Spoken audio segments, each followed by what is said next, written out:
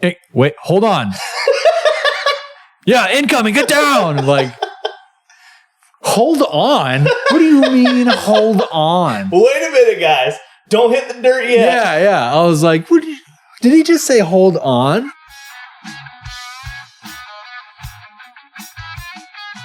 In like the last episode that I posted with Jesse, stuff gets real.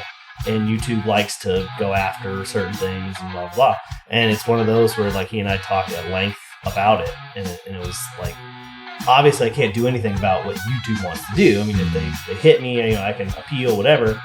But or you could just offload that to like Patreon or something. Well, that's what it's like. I was like, or if I have to, I'll find a different avenue. Mm-hmm. Like I am not going to remove anything from your story. That is not something I'm interested in doing. Yeah. And if that doesn't align with the values of YouTube and stuff, like that's fine. I'll work something else out. Yeah. So yeah, like some of the stuff that she says, it's like, because he's like, should we bleep this or bleep that or whatever? I was like, no, don't do it. Yeah. Like if they hit us for it, we'll deal with that as it comes. Yeah, I think there's like certain words that they don't like. Well, and I so like in the description of the video, we used specific language. That way, like they're bots, they're combing through all that stuff. It doesn't automatically pop it up, but at the same time, it's like I'm not monetized, so I don't care if they do monetize a video. Right. My issue is if they strike something, which I would appeal. But we discussed different ways we might try to go about it if that happens. Like I said, we'll cross that bridge as it comes to it, Right. It was just like, no, I'm not. I understand certain people have their sensibilities. If they don't want to hear those words and don't want to listen to it, this is not the show for you. Right. Like, I get that. That's fine. Yeah. And there's no hard feelings here to anyone, in the audience who might hear this and then they're like, oh yeah, I can't because you guys curse or because you guys say certain words. Or that's totally fine. Right. I'm not going to insult you or say anything about it, but your time might be better spent somewhere else. Right. Because it's not interested in doing that, Mm-hmm. So that brings me to tell us who you are and where you're coming from and stuff. My name's Alex Thorp. You just want to know like my military? I'm interested in the story of you, man. So whatever you want to say, a lot of people kind of say like, I tend to try to ask like, what'd you have going on before the military that, sure got you to that point. So yeah, my name is Alex Thorp. Been in the military for I think 16 years, all 16 of it in the reserves. Pretty active in the beginning of it, but thankfully the op tempo has slowed down a bit. Grew up in the Central Florida area for the most part. I was born in Illinois, but came down here pretty young. Grew up in the Melbourne, Cocoa, Rockledge area, bouncing around there. Ended up in Titusville. My middle school and high school years, and then joined the military my senior year. And I got a wife, 2 kids. Great job. Just got a new job. Bounced around to a couple different things, which I'm sure we'll get into, but had a lot of different experiences. And so the way that I like to put it, you were in high school. You joined the military as a senior. Yeah. What was happening in your life that made you think like, oh, the Army's for me. That's the way to go. I was a fuck up. That's why. Like most of us, right? So I didn't have any aspirations to do anything with my life, right? I was working at either McDonald's or the movie theater and just being just a dumbass, right? And then I met my wife and realized, because she came from a good family, right? Had that quintessential American family, right? The mom and dad were still together. I came from a divorced household, raised by a single mom. Her parents were still together. They were a very strong unit. She had a bunch of brothers and sisters. They were all doing well. And she was way smarter and way more put together than I was, right? And she knew what she wanted. And I realized that I at least to me, right, I didn't meet that standard, right? I was like, I'm not going anywhere. I'm failing high school. I had like a 1.2 or 1.3 GPA coming into senior year, right? I was like, well, junior year coming into senior year. And we started dating over the summer, and it got really, to me, I got serious quicker than she did, I think. And then I realized, holy crap, I need to do something, right? Junior year, I started talking to the recruiters because I was thinking about college. Like, I want to go to college. I was looking at some colleges up in Chicago because that's where my family's from. Wanted to go back to Chicago. I was a huge fan of like all Chicago sports, and my family was part Italian, so we had that whole mythical Italian mob kind of right, like all of that, right? That's what I was grown up with, right? Yeah. So I grew up like we're all criminals, we're all mobsters, right? That was my dream until I met her, right? And then I realized like that's stupid, right? Yeah, I was like, I'm gonna go to Chicago and I'm gonna be, So wanted to go to school, wanted to go to Chicago and do that whole thing. So I talked to the principal ending my junior year, and he was like, dude, you're not getting past. I was going to say, like, don't even think about... I want to go to college, and I'm failing high school. Yeah, so I was like, what do I need to do to pass high school? And he's like, well, so before that, another reason why I thought maybe college might be for me is that I didn't take the SATs, I took the ACT. Gotcha. And the reason for that is that I heard it was easier. It was less math involved. And I was like, that's for me, right? Well, the ACT is supposed to be more of like a job placement kind of idea. I guess. It's been sold just to kind of like give you an idea, like, hey, these might be things you're good at. Yeah. Whereas the SAT is more of a specifically like, these are the kind of the baseline skills you need to go math, to college. Reading, arithmetic, all that crap, right? So I took the ACT, and I got a 26, which I think is like out of 36 or 35 or something. So it's a pretty good score. And it's like pretty much any college I was looking at the time where like if you had a 21 or higher, you were like, that helped you a lot. So I was like, hey, maybe I'm not a dumbass, right? Just didn't have any direction. So I went to my junior year. I went and visited my uncle in Germany. He was in the army. Mm-hmm. And it was during the school year. So I was going to exceed the amount of tardies that I had or something like that, right? Yeah. And so I talked to the principal and I was like, hey, we're going to Germany. I'm going to go visit my uncle. I'm thinking about joining the army. And this is like a recruitment thing. And I had to have my uncle write up like basically a permission slip on army letterhead to give to the principal to like excuse my tardies, right? And so that kind of like put that in his head, like I'm going to join the army. So fast forward to the end of the year, and I talked to him again. That's when I realized I want to join the army. But at that time, they weren't accepting GEDs anymore. Oh yeah. So they had just stopped that. So I had to have a college or a high school diploma. So I talked to the principal. I was like, "What do I do?" He's like, "Well, you're going to have to retake your entire freshman year, your freshman and sophomore year science and math again, and then you're going to have to do the accelerated or the advanced level math and science for your senior year." Mm-hmm. So I had to retake math and science for freshman year, but like I had always done like the integrated math, integrated science, right? All the dummies, right? And so he had me go into the like mainline one, right? Biology, chemistry, physics, right? I had to go into that track and redo it all again. So I'm like in class with freshmen as a senior, like retaking all these classes because I failed the integrated math. And so you failed yeah. So I had failed those remedial. Exactly. I think my high school called it remedial math. Yeah, I had failed all those, not because I didn't understand any of it. I never did the homework. Yeah.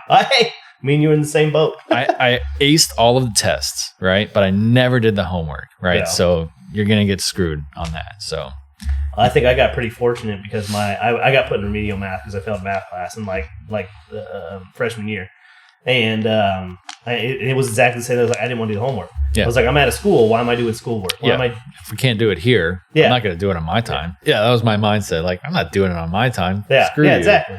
Yeah. You have enough of my time. Yeah. You can't teach me in the time allotted.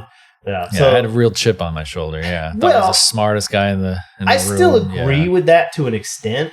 Yeah. Like, I mean, and that's not to disparage teachers or schools or anything. It's tough. I get it. Yeah. But at the same time, it's like, you know, you look at the history of homework and stuff. It's like, yeah, it kind of sucks to have to, like, even at work, at jobs and stuff. You tell me I got to take my work home, like, kick rocks. I'm not doing that. Like, it's my time. Yeah. I mean, I still agree to an extent, but it's just balancing that. And I failed math and I was in remedial math. And my teacher, I was acing all the tests, and he's like, "Why are you here?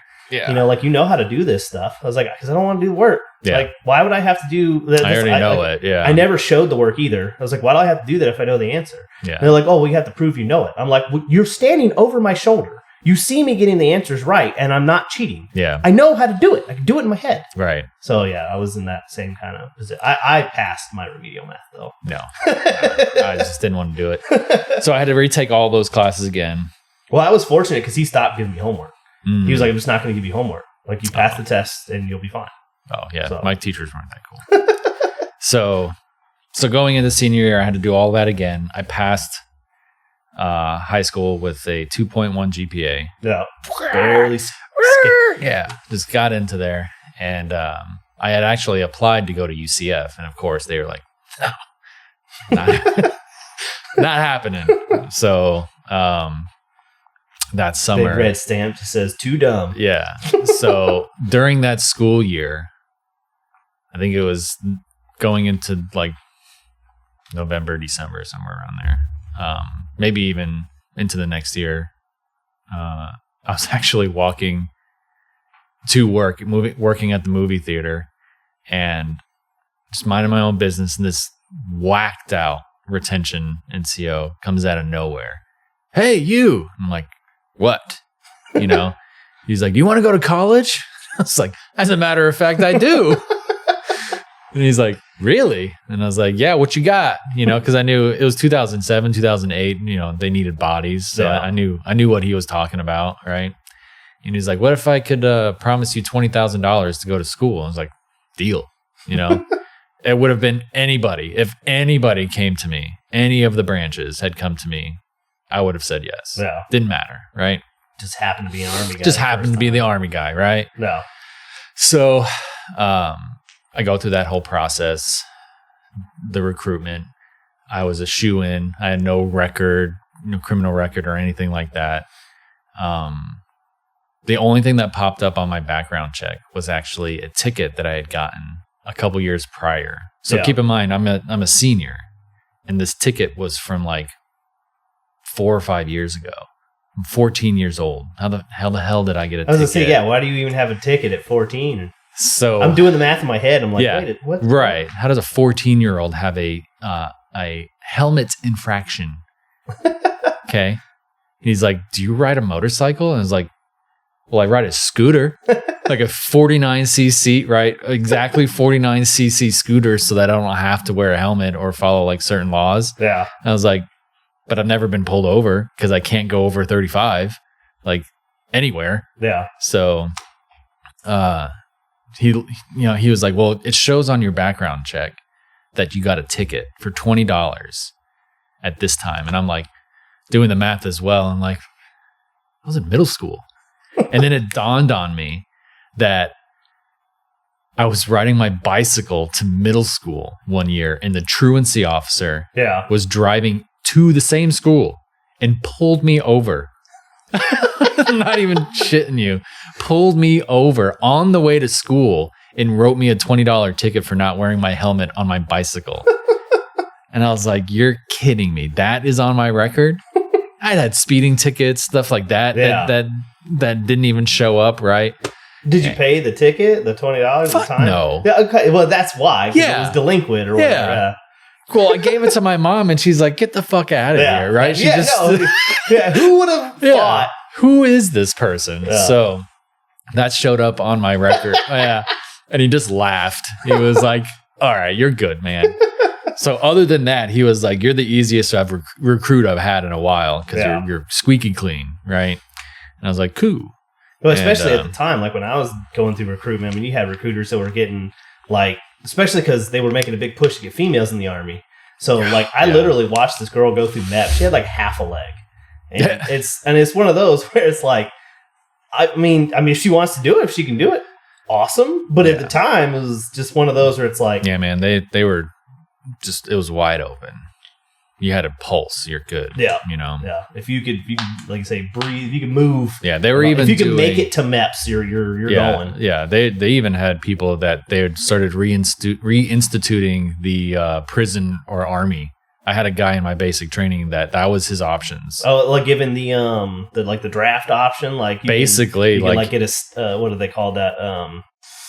Commute your sentence or whatever if you'll go serve. Not that far. Gotcha. Right, it wasn't that far. Yeah, because they wouldn't. He was that definitely was a big mistake. Like, yeah. Well, it was a big mistake to have this guy in there. Yeah. Right. So he drug charges or whatever, and so they're like lesser charges. Right. They were working with people. So that it was essentially like a plea deal. Yeah. Like if you join the army, we'll expunge everything. Yeah. Right. Because they had let in like a bunch of violent felons and stuff went sideways. Oh yeah, yeah. And like other platoons, there was a guy that literally almost killed somebody by kicking him down the stairs, and like he was paralyzed, and they brought him out on a stretcher, and we know exactly who it was. You know? But it's like that's someone you want to put in a team setting like the army. Yeah, right. You'll get along. Real punk. I didn't realize at the time that he was that violent. I was fucking with him hard. And like reception. Yeah. Because I could see, I have this thing where like, it's probably dumb and it's gotten me in a lot of unfortunate situations in the past. But if I can identify somebody as like a bully. Yeah. Or like just a mean-spirited person, I like gravitate to them and just fuck with them. Not a smart idea, right? I'm not in any way a fighter or a tough guy at all, right? At least I don't think so. But they just piss me off, and I just like to piss them off, right? Yeah. As like a reverse thing. So, and he had a big fucking head, like a massive melon, dude. And I picked him out immediately. And then he was also an asshole as well. So I was like, I'm picking on you. So, 18 years old, dumbass. So I'm like, we're sitting there, they sit you in those formations and you just sit there forever, just waiting. Yeah. So he was in the next platoon over, and I would just like take these rocks and just throw it at him. Boop, boop. And who's doing that? Shut up. Like, I'm going to kick your ass. Like, no, you're not. You're going to sit in formation like the rest of us, Turns out that guy's pretty violent. He could have fucking messed me up, It's a dumb choice. But yeah, anyway. So the recruiter was like, you're easy, no problem. I was going the active duty route until like, me and my now wife started getting pretty serious, and I was like, I don't really want to leave, right? Yeah. Things are good here. Like, things are good with her. I don't want to like mess that up. And so I went in there one time. I was like, hey, how difficult would it be to switch to the reserve, doing the reserves? And he was like, fuck. I was like, that's a whole different recruiter. Yeah, that's exactly right. He's like, are you fucking kidding me? The reserve guy's in that office. That's exactly right. It's like some reserve is just sitting in there, like not doing anything. And then he's like, you need to talk to that guy. Hey, Sergeant so-and-so, this guy want to join the reserves. He's like, you do? And I was like, yeah. He's like, oh, well, come on over. I'm my big quota this month. Yeah. He was like, okay. And the guy's like, I already did all the fucking work. Here's his stuff. That guy's mad because he's got numbers he's got to hit. Yeah, man. Now he's. I was like, I had already gone to MEPS. You were deep in. Yeah. How did you even work that? Because like when I went to MEPS, I didn't sign anything. Yeah. The first time I went to MEPS, I had to go back to MEPS. You had to do the double. Mm-hmm. Gotcha. Okay. Yeah. So the medical part we did first, and then, well, no, that's not true. No, that's not true. Maybe I'm getting the timeline wrong. Maybe I'd said that before, because now I'm going through the whole MEPS process, which was a terrible experience for me. So because like in my memory of MEPS, I did sign the contract. You were pretty much all done. Yeah, I was. And then that day they're like, okay, when you sign, you go to this hotel room, and tomorrow morning you get on a bus to go somewhere. So that did not happen. Yeah. So I did sign my contract there because I got in an argument with the civilian dude that I was working with to fill out my contract, right? Mm-hmm. And I'm a guy who reads the contract. That usually annoys people. It's like yep, okay, yep, yep, absolutely, right? So, yeah, so it must have been before that, right? But I didn't really have much communication with him. Well, I know some people had to go back and forth to MEPS, especially if you have the second time I went to MEPS was to leave. Yeah. So the second time I went to MEPS, it all just kind of depends on how the schedule fell. So I signed my contract in May. I didn't go to basic until August. Yeah. Right. So anyway, so it must have been at that time. So that really pissed him off. But my recruiter was strange. Like, he had like meth mouth, you know? And he was like, he had to be 50 years old. Yeah. Like, I don't know if he joined the army late or whatever, but him and his old lady were like your typical, like, he's a skinny little guy, and just the way that he explained her, I'd imagine she was a bigger lady, and she could just do whatever she wanted with him, right? So he actually called me when I was at work one time. He's like, hey, Alex, this is Sergeant so-and-so. Sorry to ask you about this, but you think you could bail me out of jail? What? Yeah, I was like, no, I can't. Oh, okay, yeah, sorry about that. You know, just I don't really know anybody around here, and blah blah blah. And him and his wife had gotten into a fight. Yeah, like, and he made it sound like this was not the first time. And he would call me to bitch about his wife, and like, quality recruiter. Oh, right, yeah. I was like, what is going on? He's one of those dudes where they're like, that should have been a red flag. Well, like, you know? the leadership was like, well, he meets all the standards, so we can't kick him out. Yeah. Oh, yeah. What do we do with this guy? Send him out to recruiting. Yeah. Mm-hmm. Yeah. He was a wild guy. And so that was funny. But yeah, going to MEPS, right? I did the medical first. But like, that was the first time I'd ever like stayed at a hotel by myself. So I was like all weirded out by that. Right. Yeah. And then they're like, you got to be here at these times and these times and these times. And I'm like, oh, I don't like that. 4 o'clock in the morning. Are you kidding me? Yeah. We just got here at 8, like at 8 at night. I'm not going to get any sleep. And so we go to MEPS. We do the whole MEPS thing. And, you know, there's like, I'm just remembering these things. There's like signs all over the MEPS thing. Like, if you smoke pot, you're a terrible person and you're going to go to jail. Yeah. You better say something. Right. So I was just getting overwhelmed and inundated, and like, I'm not a liar. Right. Yeah. So like, I was like, oh my God, I have done that, you know, like 3 times in my life, and was like freaking out. Right. And, so I got all this going on, right? And then you're going through all the medical stations, and then you get to the station where you got to piss, right? Yeah. And I've never had a piss test this personal before, ever, right?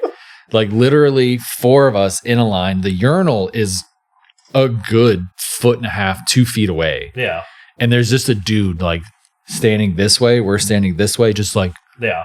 Standing perpendicular to you. Yeah. Get going. Yeah. And I was like, I can't do it. But he would not let me leave the bathroom. Yeah. Would not let me leave the bathroom. I was like, you're going to stand there until you got to go. I was like, well, what do I got? He's like, you better start drinking water. Yeah. So he gave me a Dixie cup, a little Dixie cup. And I'm just like, drink like 100 of them. Oh, dude. Yeah. I was just like pounding water, right? Just like to the point where like I eked out just enough. Yeah. Right. Like the 30 milliliters or whatever. Or, whatever that line is. Barely right? hit the line. Yeah. And I gave it to the guy, and he's like, this might be enough. And I was like, oh my goodness. That's all you're getting. Yeah. Sorry. You know, so that all, you know.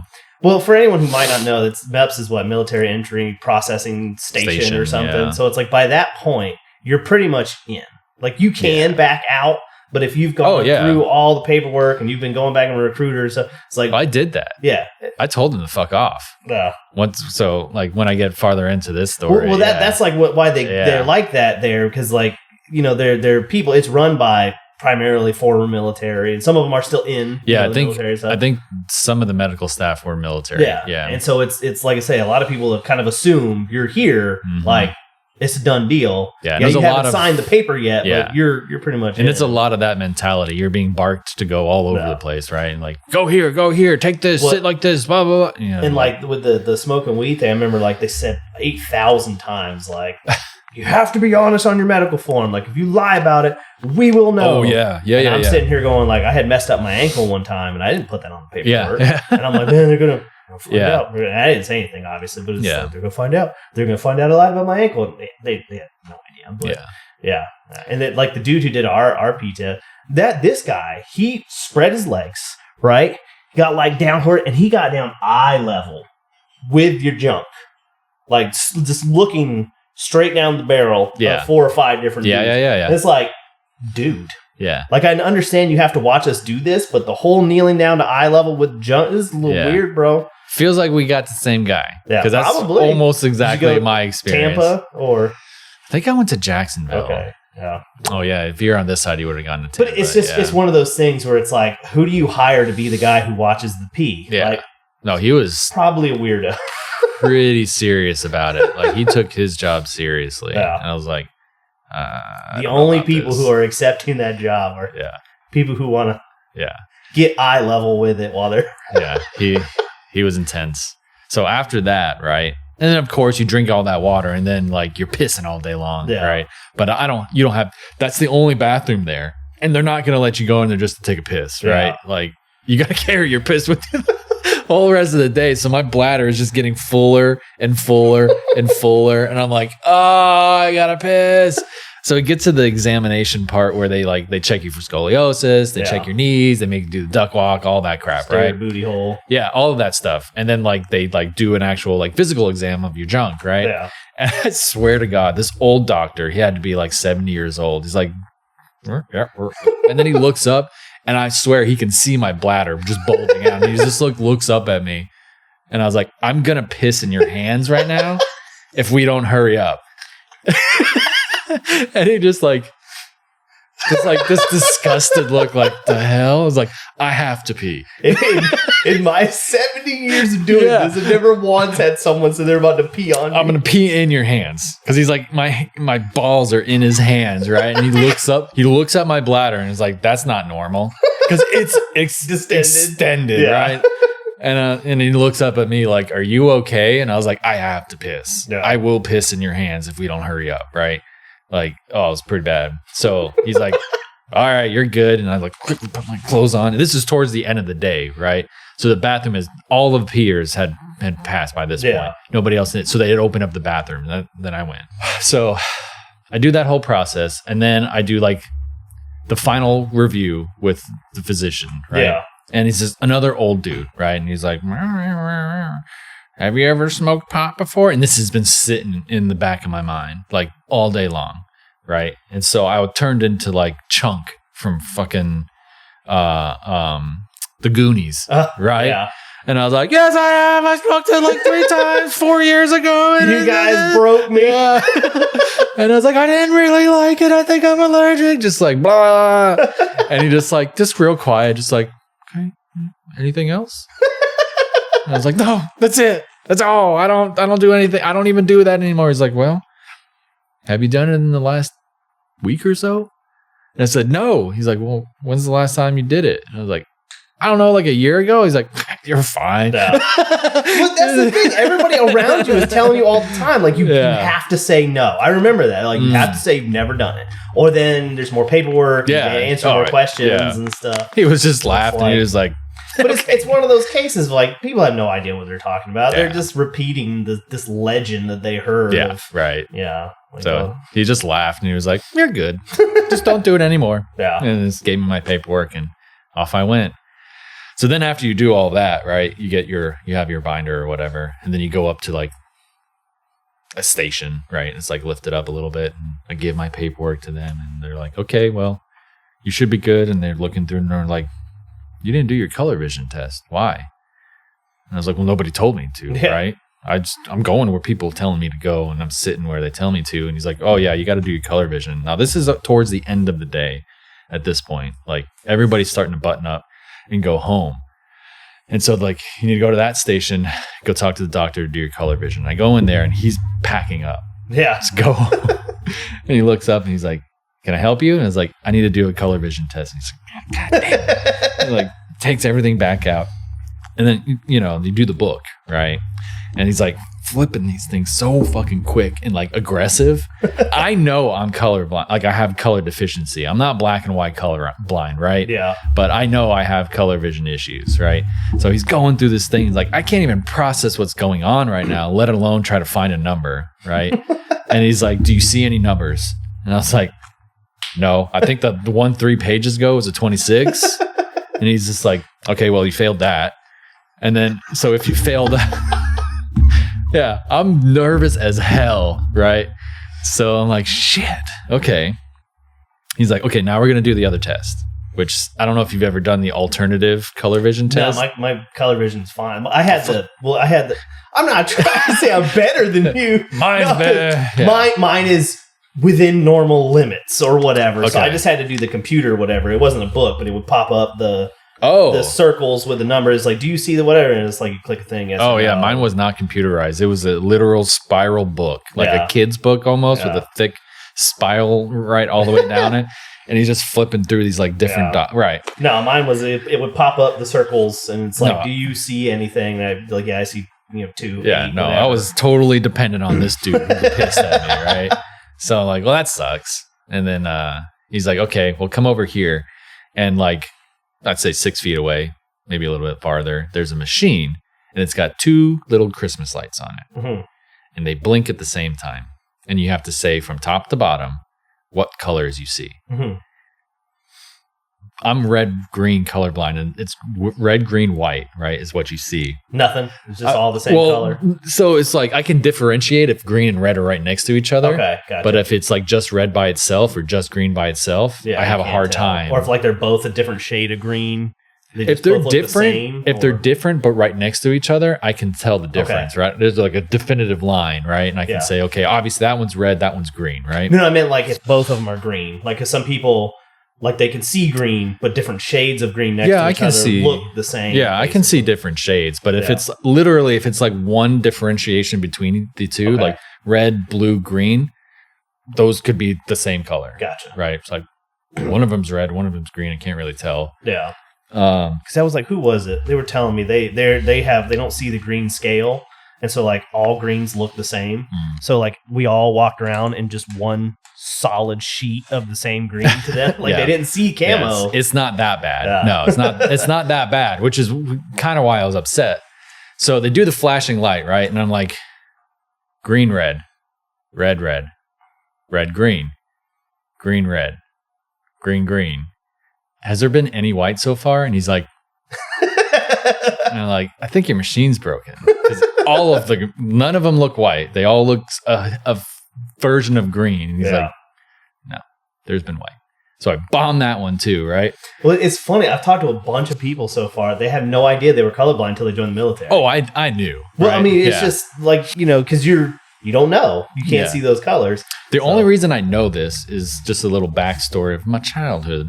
I was at a daycare. I was with my mom at a daycare to pick up her roommate's kid, right? And we got there early or whatever. It's the 90s. Nobody, if you don't have a watch, you're screwed, right? So we got there early, and there was like, it was a daycare, and it had like these colored fence posts or whatever, right? For kids.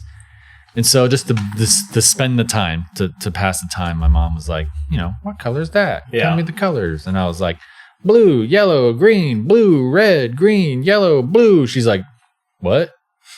She's like, well, what about this color? And I was like, it's blue. She's like, no, it's purple. And he's like, well, what about that one? I'm like, it's red. She's like, no, it's green.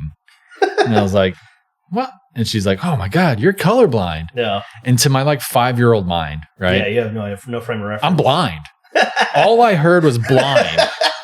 And I was like, oh my God, I'm blind. Like, she tells me this story all the time. Like, I'm crying. Like, my eyeballs just fell out of my head. And I was like, oh my God, I'm blind. She's like, no, you're not blind. You're just colorblind. I'm like, I don't know what that means. She's like, you can't see colors. I'm like, I can't. Like, I couldn't comprehend what she was saying, right? Yeah. And so over time that, I had learned to live with that. So going back to the color vision test, I bombed it, right? And so the guy put down, I was like black and white colorblind. I can't see color at all. And so I had actually signed up to do 25 Bravo, right? Okay. So computer technician, right? Because I'd been building computers as just a hobby for years at this point, right? I knew how to build a computer. I was well versed in it. That was my passion. It's what I now do. So I was like, I'll just do that in the Army, because they were doing like through the schools, you can get certain certifications, right? And that was one of the certifications I was looking for. Really big at that time. Oh yeah, that's how they were drawing translate people that to the civilian world and stuff. Right, exactly. So I was like, cool, I can get this certification, then I can work in IT, and that was going to be my career path, right? Yeah. So they're like, oh wow, you're black and white colorblind. You can't do that job.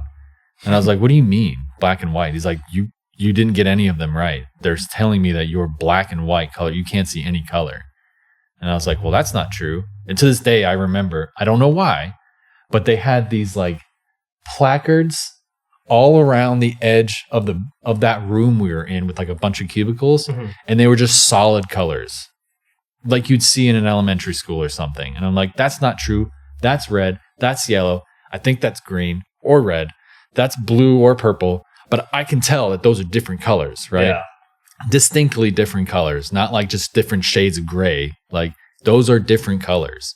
And he's like, well, the Army says you're black and white colorblind. So this is the jobs that you have. Yeah. So they offered me 2 jobs in the entire Army: human resources or cook.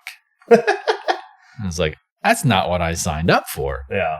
And I said, no, I'm not doing that.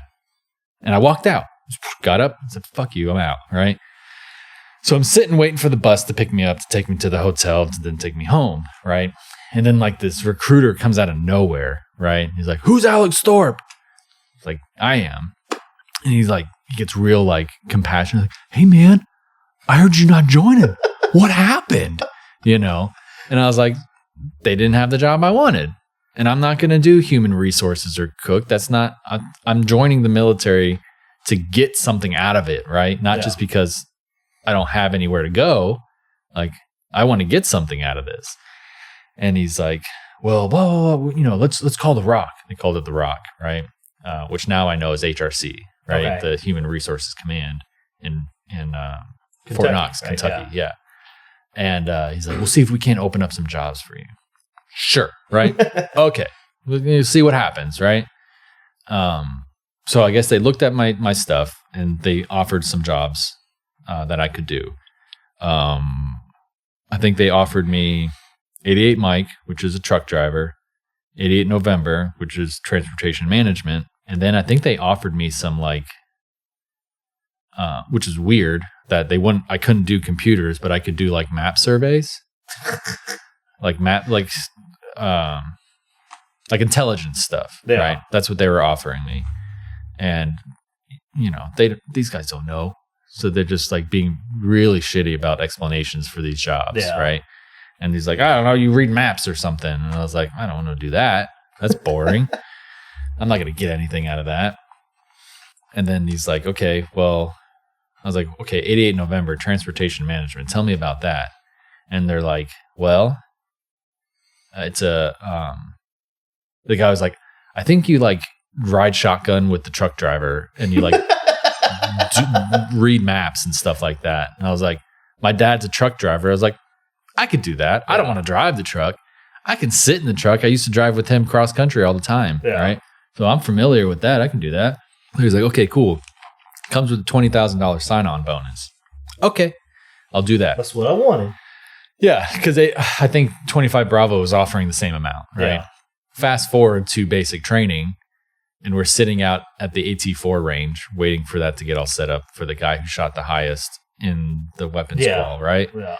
Get to shoot a rocket. Yeah, right at those tanks, right, that they had sitting out there. So the cadre for that range, while we were waiting, was asking people, like, I know some of you fuckers got really high sign-on bonuses for joining the military when I didn't get that when I came in. Okay, he's like, who got more than, what was it? Who got more than $30,000? And like a bunch of people's hands raised. I was like, what the hell? That sucks. And he's like, okay, who got more than 40,000? A bunch of hands went down. And it was like 2 or 3 guys still had their hands up. And he's like, how much did you get? And he's like, 45,000. What's your job? 42 Alpha, HR. Yeah. I was like, oh, what the hell? That dude didn't tell me that in MEPS. Yeah. And he's like, did anybody get higher than that? Everybody's hands went down except for one little scrawny guy in the back. He's like, how much did you get? He's like, 90,000. What? What the hell is your job? I'm a cook. What? He's like, you're gotta be shitting me. And I was like, that's not fair. If they would have told me I was going to get a $90,000 sign-on bonus. That probably had that information right in front of him, too, and he didn't give a shit. Yeah. If you would have told me it was a $90,000 sign-on bonus, I would have made rehydrated eggs all day, son. All day. That's wild. Because the only people I heard about getting like big bonuses that were like computer and cybersecurity and stuff, because that was big deals at the time. But 90,000 to be a cook, like, geez, man. Yeah. I was like, damn, I would have done that for 4 years or whatever and gotten out. But yeah. So yeah, that was my MEPS experience. Wow. Yeah. Told the civilian guy to go fuck himself. And left and became a transportation coordinator. You know, thinking about that, why would you be able to drive trucks for the Army if you were black, white, colorblind? Oh yeah, it didn't make any fucking sense, right? Doesn't make any sense. Because if you're that colorblind, I assume that your normal driver's license would probably be affected by that. Right? Yeah. It's not. Yeah. I have no vision impairments or anything on my license. Yeah.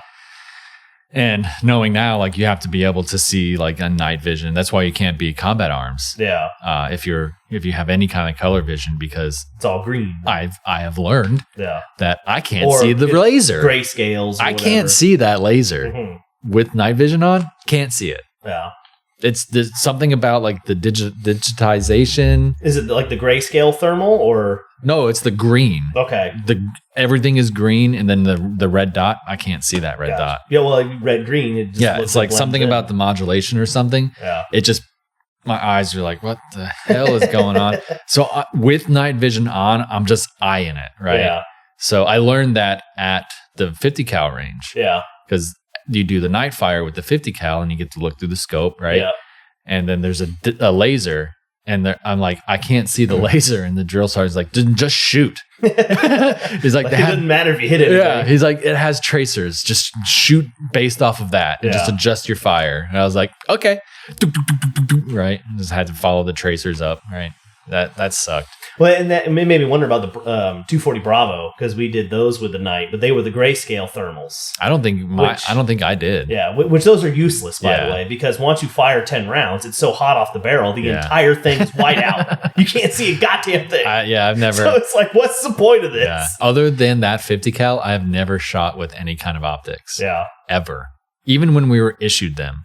Our command was, our company was like, no, you got to take those off and qualify with iron sights. I have since learned that no other unit did that. Yeah. They were like, why would we have you do that? We want you to zero those in and make sure they're accurate. Like, that doesn't make any sense. Why would, So I've never gotten to shoot with any kind of like. No ACOGs. Nothing. We had them. Yeah. Had a lot of them. Well, I found out later that a lot of commands took them away because they didn't want dudes breaking them. Sure, right. That makes sense, right? So we would do sensitive items inventory with them. But that's also one of those where it's like, just tell people, like, hey, we don't want to get these broken, so we're going to take them off all your things, we're going to put them in a tough box, and we're going to put them away. Yeah. You know, don't lie and be like, oh no, like we gotta do so because you're, you know, you're a real Army soldier. Yeah, what are you gonna do if that doesn't work? Yeah, like shit like that. Okay, like right? yeah, it's useful to learn that skill, but you don't. You have can to zero lie. both of them. Just do both of them. Exactly. Yeah. Like, you really think that people are gonna like, you know, you might have one dude be like, oh, I really wanted this tie. Yeah. Like. You're taking them away anyway. Yeah, it was stupid. It's just stuff like that. Yeah. So in basic, that happened. Speaking of that 50 cal, actually almost or watched one of my drill sergeants almost die during that day when we went to the qualifying range. They had 150 cal with like. They just didn't clean the brass up at all. So it was just like piling up, right? Becoming this big mess right next to the 50 cal. And then they brought in another one because they were trying to get people cycled in quicker. And so he's in the front with the barrel, right? And he's probably 5 feet away. And as he places it down, he steps off, but like trips. And then like starts to go like this, like leaning back. And he's about to fall like right in front. As someone's like... As the kid is watching this happen, and he's continuing to fire. And I'm watching, I'm like, what is going on? I'm about to watch this man get decimated, you know? But thankfully, he like caught himself and looked at the 50 gun, like, fuck you, like cursed at it or whatever, and like ran off. I was like, oh God. Yeah. That would have been wild. A lot of unsafe things. Watch a guy almost shoot himself in the foot while, you know, that range where you have to cross the street. The waiting area is on one side of the road. And the actual range was on the other side. I've had ranges like that, yeah. So you were in these like groups, right? Yeah. And so you were in this group, and then they would cross the street, and then you'd move in that position. So they're sitting there across the street waiting for their turn to go, right? So I'm in this group, and this guy across the street sitting there, you know, the low ready or whatever on his knees, just waiting. Pow! Just like... this far away from his foot. Yeah. Like his barrel was like poof. And just nobody noticed anything because the range is hot. Going on, range is hot, right? Just poof, a puff of smoke goes off, and that's wild. I can't believe no one noticed that. Nobody. Yeah. I saw it. He saw it. He saw me saw it, right? It was like, oh Jesus. Yeah. It was like, don't you say a word. I'm not saying anything. I'm not saying a word. Yeah. So. No, we luckily never had anything like that. That was wild. Like our drill sergeants were all over it. I mean, if you even, like if the range was hot and if your barrel even came close to coming off a down range, I mean, they were tackling. To this day, I was like, they must have told us to like preload or something like that. I don't know. Yeah, it's like why it didn't make any sense. Yeah, like he was probably supposed to be holding it until he got across and thought he was going to be cool. Like, I'm going to go ahead and put it in. Yeah, something stupid. Charge right? around. Yeah. And our platoon was huge. Like, when we went through, we were the largest platoon that Fort Knox had, or our company was the largest company and the largest battalion that Fort Knox had ever received. Really? Yeah. So we were massive. So the platoons were like maxed. Mm-hmm. Like, they couldn't fit anybody else. All beds were taken. Right? So maybe it was just they just weren't prepared for it or something. I don't know. Like, yeah, our drill sergeants were crazy. So basic, your MEPS basic stuff was wild. You know, did you have anything else crazy in basic training or? I mean, pretty much moving on to the. We got in a lot of fights. Yeah. In basic, right? I got into a couple fights, which pretty abnormal for me. Well, I mean, not at the time though, because it's one of those you look back and it's like everybody is on edge all the time. All the time, yeah. You're sleep deprived constantly. Yeah. You're there with, just so much testosterone fueling everything. Yeah. And then especially when you have turds who are, because I was 21 when I went in, and you get like 17-year-olds who are so many hormones all the time. Yeah. And then you get like that one dude who would come into the barracks and be like, who stole my shorts? Like, no one touched your shorts, bro. Yeah. Like, double check your stuff. And he like looks under his pillow and there's crusty shorts under there. Like, oh yeah, I did that. Yeah. Like, yeah, you're a dick. Yeah. Who took my keys? Like, no one touched your keys, man. I mean, we did have a lot of that. We had a lot of theft. We had like, oh yeah, for sure, it happens. Like $600, I think. Somebody got. I don't know why they had $600 in their stuff. Wall locker. Who sent them $6? Yeah. Well, I think they took it out of the ATM because we would get like once a week on like Sunday PX or whatever. People could do a PX run, so he had quite a bit of cash that he was squirreling away. Why was he continuing to pull out money? I mean, unless like because they'll give you like a portion of your bonus up front. Like mine, I got like half of it, and I got the other half once I graduated basic. And so maybe it was something like he didn't want someone else who had his account. I didn't get my first. I didn't get my first half until after I graduated basic. Oh yeah, and then I got another quarter of it after 1 year, and then another quarter at the halfway point. I don't remember how mine was. It was weird. But it might not even been the bonus. It might have just been they were depositing money as an account, and he didn't want someone else taking it. Maybe. Yeah, just who knows? Speculating, just trying to think of like why you would be pulling. Because it's not like you could get a lot in basic. Well, I mean, we were selling fucking M&Ms for $50. Wow. Like stupid. Like people are gambling in the doing all that shit, right? The big thing for $5 for those little cookies that you get in the hot A's that they give you out in the field. Yeah. $5. So people would just like put that shit in their pockets. The big thing for us was cough drops. Oh yeah. Cough drops were like currency. Yeah. Especially if you had like the Ludens. Because the Ludens ones actually taste like candy. Yeah. I remember there was one guy, he would just like every week his grandma would send him just like boxes full of cough drops. Eventually the drill sergeants caught on. They're like, why are you getting so many cough drops shipped to you all the time? Yeah. Like, Yep. Same thing with us. But like, in the MREs, they would have the M&Ms, peanut M&Ms. People would pay like $90 for that. Wow. It's wild. Wild. It's crazy how addicted to stuff we are. Going on here. Yeah. Usually we didn't have the chance to do that because our drill sergeant would like pre-open them all and take them all out. No, we'd scurry off like fucking like little gremlins. Yeah. As soon as it was that did increase the price of pound cakes and stuff because they would take the M&Ms out but like leave the pound cake. Yeah. I guess because the purple bag of Skittles was easy to spot in the MRE. Sure. Yeah. Yep. So yeah, you got in fights. There's stuff like that. There was another guy there that was in my platoon who was kind of a bully, and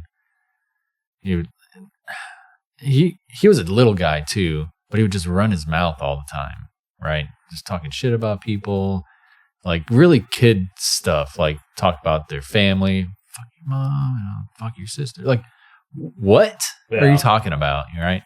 But one day I just got tired of hearing it, and I was like, I turned around and I was like, you better shut your fucking mouth or I'm going to shut it for you. Something to that effect, right? And he's like, wow, you won't do anything, blah, blah, blah. And then fast forward to like towards the end of the cycle where you go out to the FTX, right? Field training exercise. Yeah. And I had made friends with this kid, and this was in between cycles. We're just at the fob, whatever thing. Just killing time, right? It was during the day, and my buddy had opened up his MRE, and he had like the sun-kissed tuna packet or whatever. It was on his foot, and he was cross-legged, sitting on the ground with his hands in his head like this, passed out, right, sleeping. Okay, so I was like, I'm gonna pull a prank on him, right? So I took it, and then I went to where his bunk was. I didn't do anything bad. I didn't open it up. I just slid it to where his head would be, right? So that when he would go back to his room, he would open up and be like, whoa, well, there it is. Like something stupid. Make him think harmless. Like he left it somewhere. Right. Harmless, just messing with him, right? Yeah. Turns out that was the wrong bunk, because I went into his tent and I was like, hey, where's so-and-so's bunk? They're like, oh, I think it's that one. I was like, okay, cool. Opened up his sleeping bag, put it there, closed the sleeping bag, right? Like maybe an hour later, I'm sitting at my bunk in a totally different tent, cleaning my stuff, whatever, and I get like slapped. Like, what the hell? And I look, and it's the fucking tuna packet. Yeah. And I was like, well, that's an overreaction. And I look up, and it's the kid that I had a problem with earlier, and he's like over me, like really aggressive. And he's like, why the fuck did you do this? Blah blah blah. So I stood up, and he's probably 5'5", tiny little guy. I stand up. I'm just shy of 6 feet, right? So I shove him off of me, and he's going back and forth, back and forth. And I was like, we're getting towards the end of basic. I don't want to get in any trouble, right? So I was just like, you need to leave now, right? And I was a pretty quiet guy in basic. I kept to my own, and like I had this one guy, Tillman. He was my battle buddy just because we were alphabetically right next to each other. Yeah. And he was like 35 or something like that, and a lot of trouble. And he was telling this guy, like, dude, you better go now. Thorp's going to like snap on you. And I was like, oh, no, I'm not. Like, that's not who I am, right? You're the Dahmer type, like you're quiet. I'm just like, just leave me alone. I mean, you're the serial killer, though. Like, that's what he's trying to make it out. Yeah. And so the guy finally is like, all right, I'm going to leave. But then he like, whatever, just like shoulder checks me. And that was it for me. Last straw. Picked him up by his throat and like slammed him onto the concrete floor and just started ground pounding the shit out of him. Like, I'm like 60 pounds heavier than this kid, right? Just beating the shit out of him. And then finally, like, they all pulled me off, and we had our tent windows up. So like on either side, the rest of the platoon all saw this happen. And everybody's like monkeys. Was freaking out. Yeah! I was like, oh shit, I'm in trouble. Right. But nothing ever happened from that. Nobody ever told on us. And the kid got up and was crying and ran off and felt bad about it. You know, like, didn't mean to do that. Just didn't want you to hit me. Don't do that. So, I mean, it happens. Like I say, it's just something stupid. Tension's high, and it just takes that little thing. I snapped on people a bunch. Yeah. In basic. I mean, I don't ever really gotten that. I mean, a couple of shoving things here or there. Never got to like now and out fight. But yeah, it's like yelling and snapping on people all the time. Yeah.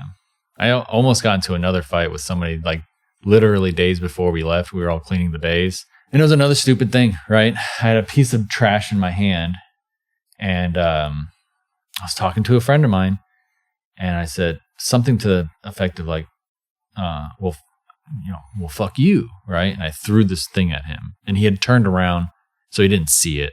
And then this other person, right, third party, all he saw was me saying, well, fuck you too, and throwing trash on the ground, right? So in his mind, 1, I'm being an asshole, and 2, I just threw trash on the ground that we just swept. Yeah. He lost it. Lost it, and was like getting in my face and was like, why the fuck would you do that? We just cleaned the floor, and why are you talking to him like that? And I'm like, you don't know what the fuck you're talking about. Get out of my face. And then, at that moment, in my mind, I was like, this is it. So I was like, I'm taking my jacket off, like, let's fucking go.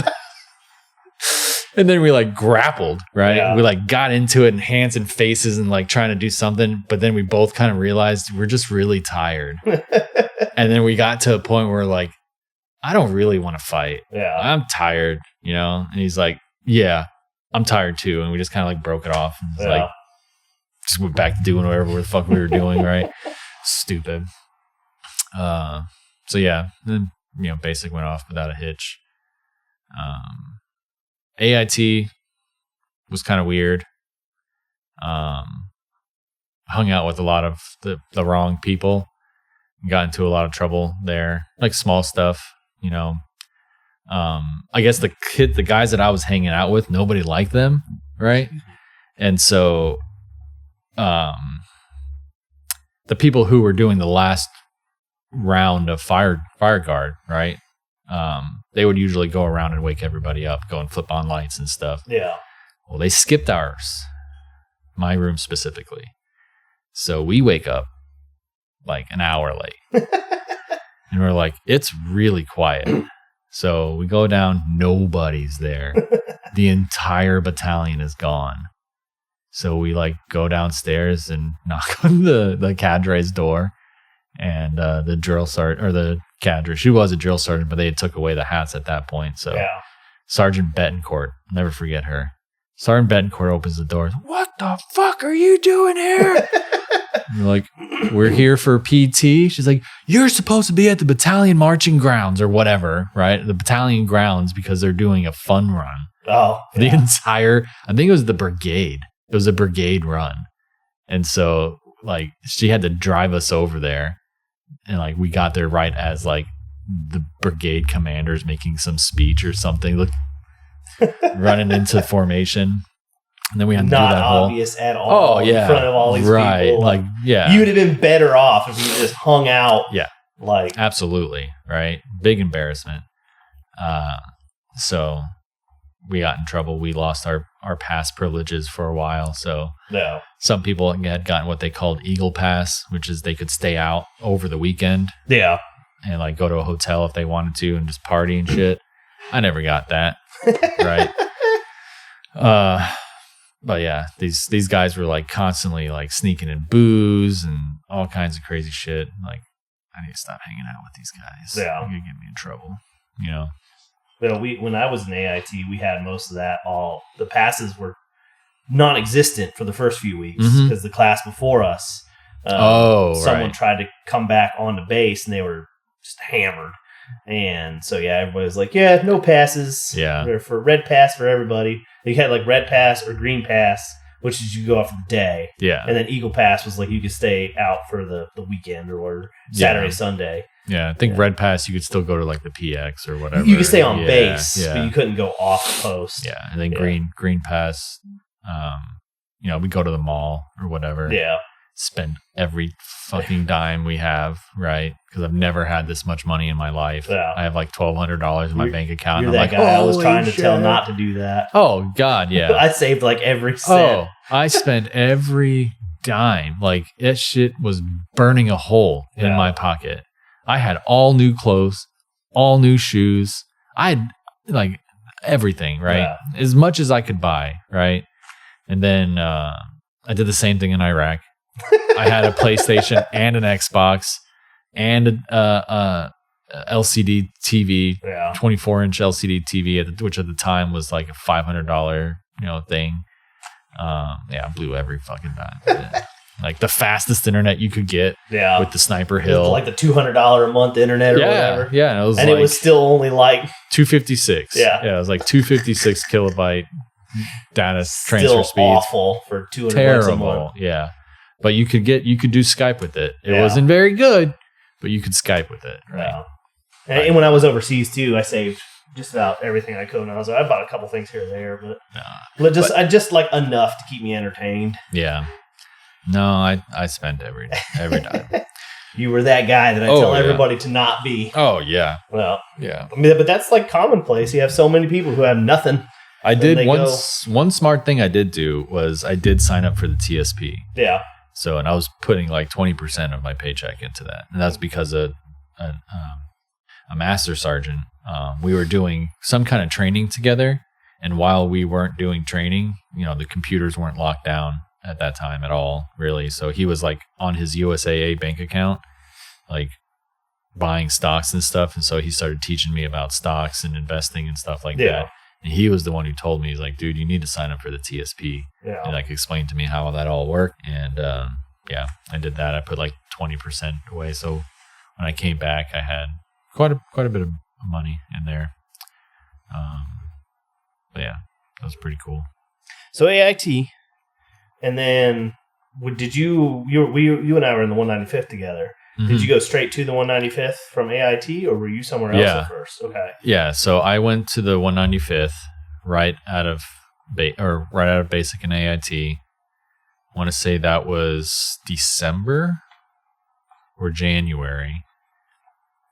I know it was cold as fuck. I do know that. What year was that? That would have been 2009. Okay. Yeah, 2008, because I went to basic in 2008, graduated in December, and then I would say January was my first official drill. Okay. Right? Because I would have joined just a little over a year later. Yeah. So you guys backfilled us because you were deployed once I came to the unit.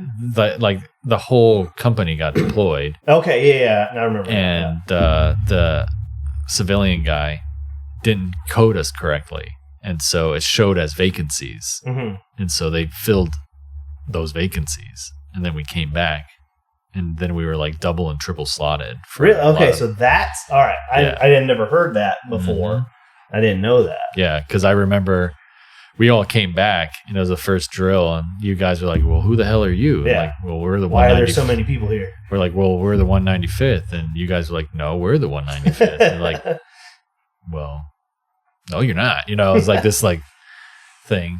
Because we were individually mobilized augmentees. So when we were guys deployed. Yeah, when I deployed. So we were like 20 people who got picked up to go increase the force of some other unit who didn't have enough people or whatever. So the way that I didn't learn till later that the 195th's actual 5 years had come and you guys were deployed as a unit. Technically. Yeah. What actually happened is that we were split. We were involuntarily deployed. And the rumor that I heard was that our commander volunteered us for the mission, right?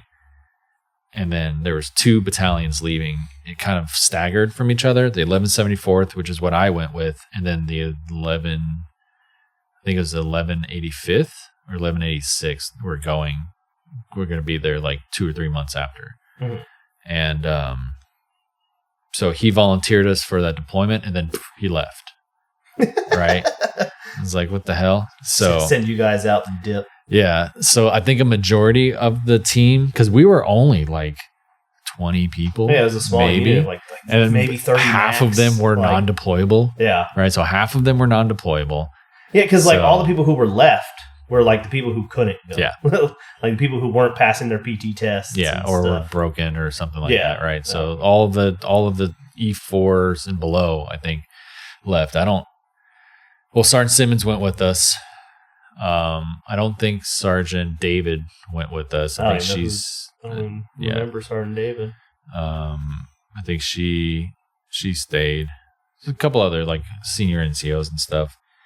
But I think only me, Varilla, and I think a guy named May went to the unit in New York. May got like Lyme disease or something like that, like from a tick. So he got dropped from the deployment. So it ended up only being me and my friend Varilla. I don't know if you remember Varilla. I don't think I ever met him. Me and him were like hip to hip. Like we were always together. We were from the same unit, so we knew each other. And then we were the guys from Florida. We were the only ones from Florida. So that was like a running joke, like, oh, there's the Florida guys, we were, I guess different from them or whatever. And we always bunked together. They always roomed us together. And then we go to training and we got assigned together to the same sleeping quarters. And then when we got to Iraq, everybody was making jokes like, "Oh, you guys are going to break up." They call us Abbott and Costello, right? So I'm tall, he's short, right? Yeah. So he's Spanish, I'm white looking, right? So it met like white right, looking. yeah. So like we fit the bill, right?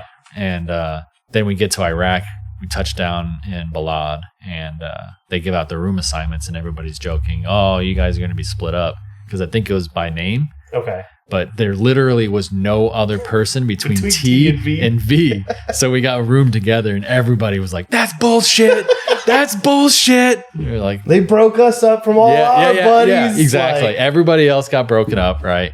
And then we stayed together. So we ended up being roommates, which was awesome. Awesome. We had a great time, right?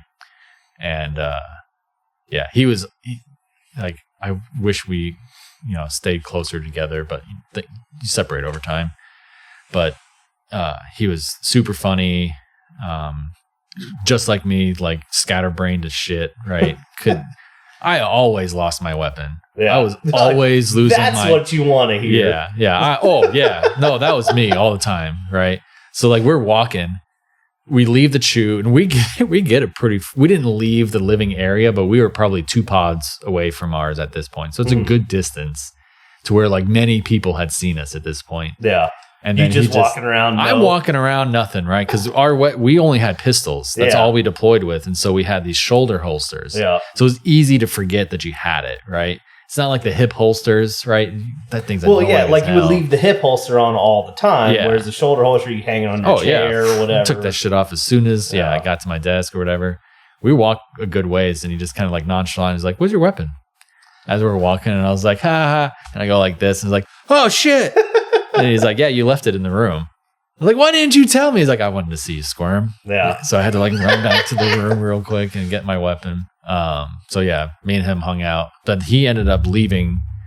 So the way that the mission worked in Iraq, so I guess fast forwarding to my deployment. So 2009, we mobilized to Iraq, and we were there for a year. My first station was Balad in Iraq, which is like 40 minutes, I want to say northwest of Baghdad, right?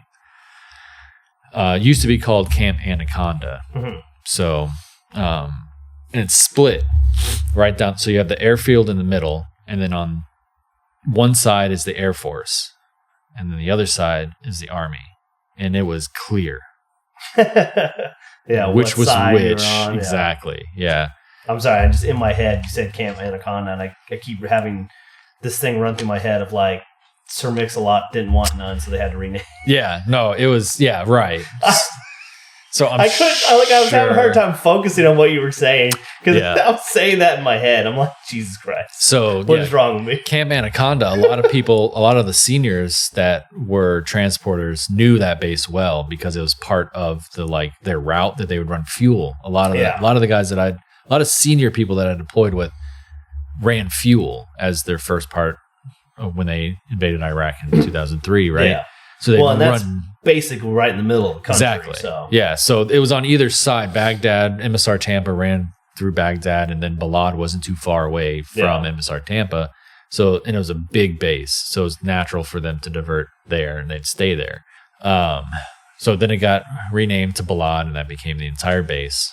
So we were doing missions from there as our central base, and we'd fly out to all these different locations, right, to redeploy the troops, because our mission was the drawdown of Iraq, right? So 2008, they started the drawdown, and then we were coming in to the framework was there, right?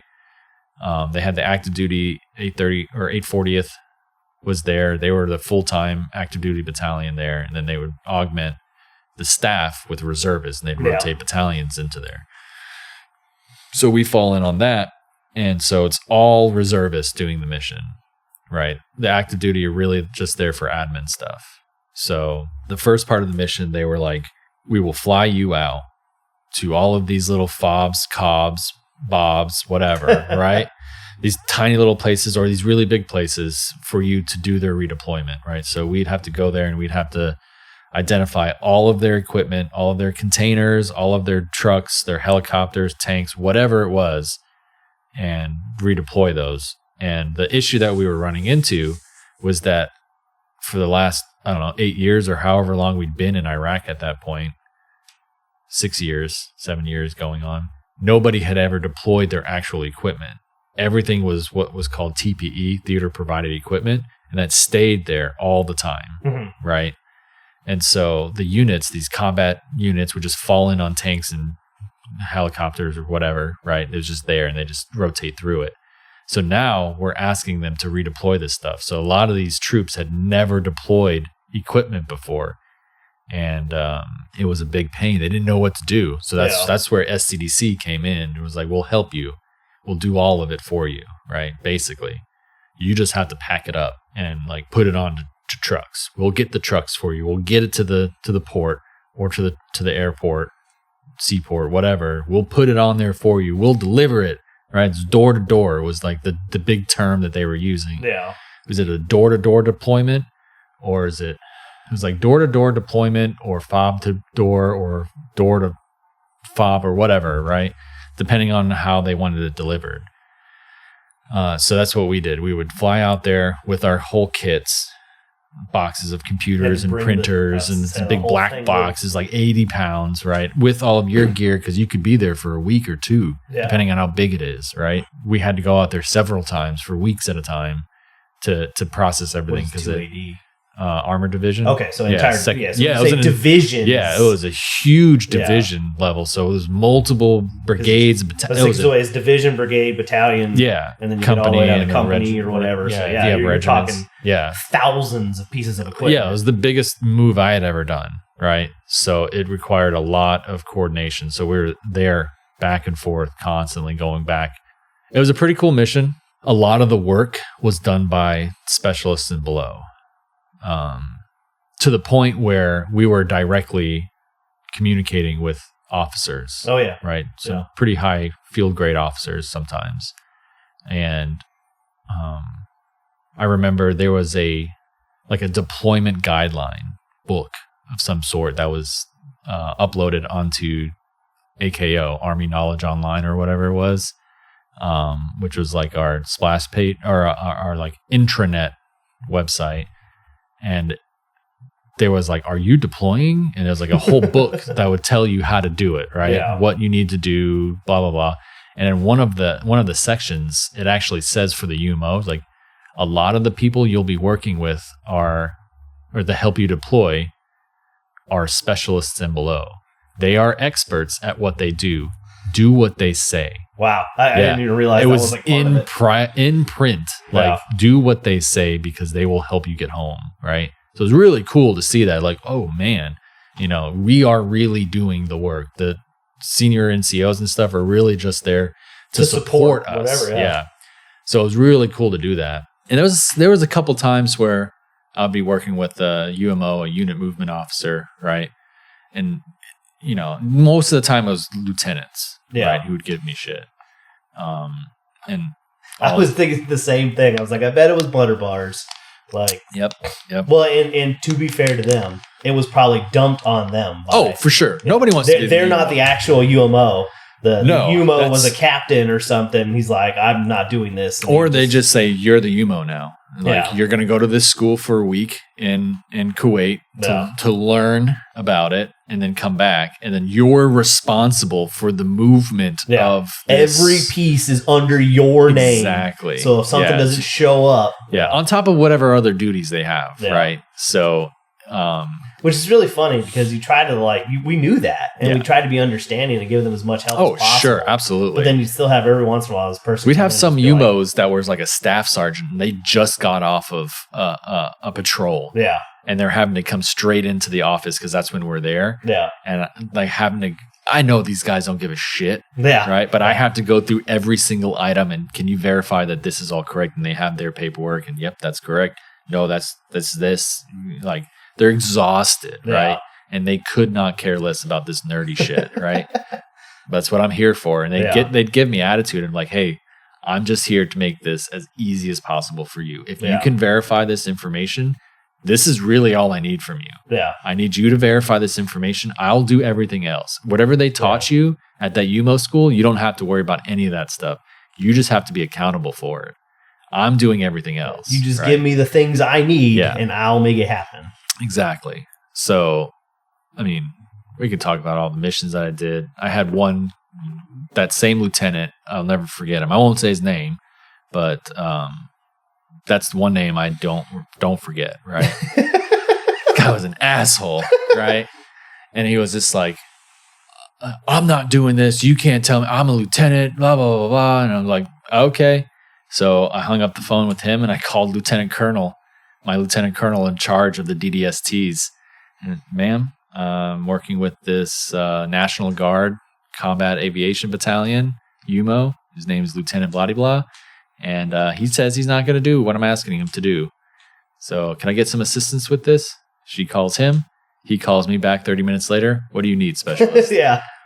That's one thing that it amazes people because especially when you talk to other people in the military who are like infantry and who never made it past like private and stuff. Yeah. They're like, what do you tell? Like, yeah, man, like I told colonels and stuff, no, like all the time. And yep. we would, I'd stand in front of generals. We went to this mission where I was pretty quote unquote seasoned at this point. I'd done quite a few of these missions and it was me, an E8 and an E7. That's the only three that went there for this first touchdown meeting with them. Right. Mm-hmm. And basically how it went is they had these colonels and generals and stuff for this active duty aviation unit that we were redeploying. And the introduction was, I don't know what I'm doing. This is from the master sergeant. He's like, I don't know what I'm doing. Specialist Thorp here is the subject matter expert. So I'm going to let him explain to you what we need. Yeah. And I just have to stand up and like, this is what we need. This is how it's going to look. If you guys follow like our instructions, it'll move smoothly. And if we don't, generals need to be involved, to get this stuff to be fixed, right? So to go back to that lieutenant, we're almost done, right? We've already sent the paperwork down to Kuwait to book the ships, right? The ship's already been booked. It's on its way. Yeah. Right. I mean, I say on its way, but they were in a rotation, right? Yeah. So they just plug them into the next. The gears are turning. So we've already allotted space, right? Which, you think that that's an easy thing if you've never worked with ships before, but these ship captains are taking orders from a lot of different places and they have to plan out well in advance how their spacing is going to be. Yeah.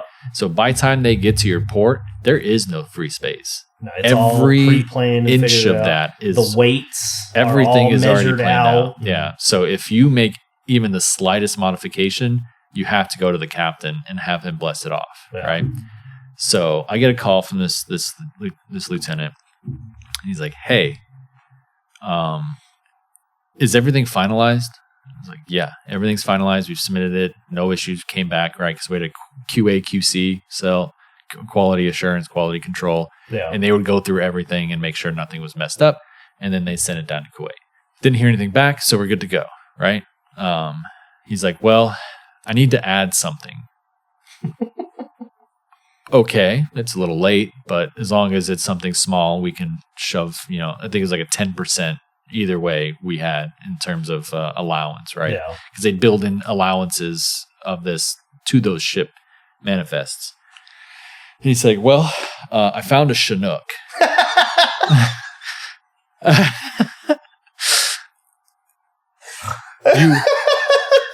You found it?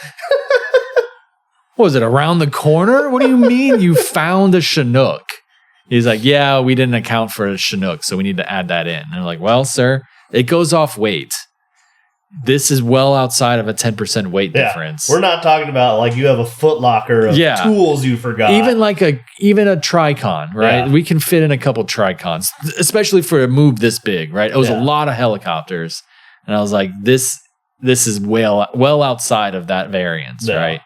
I was like, and just the preparation for that, because you got the blades all come off, and they had to fly that over there. That doesn't get loaded onto a truck.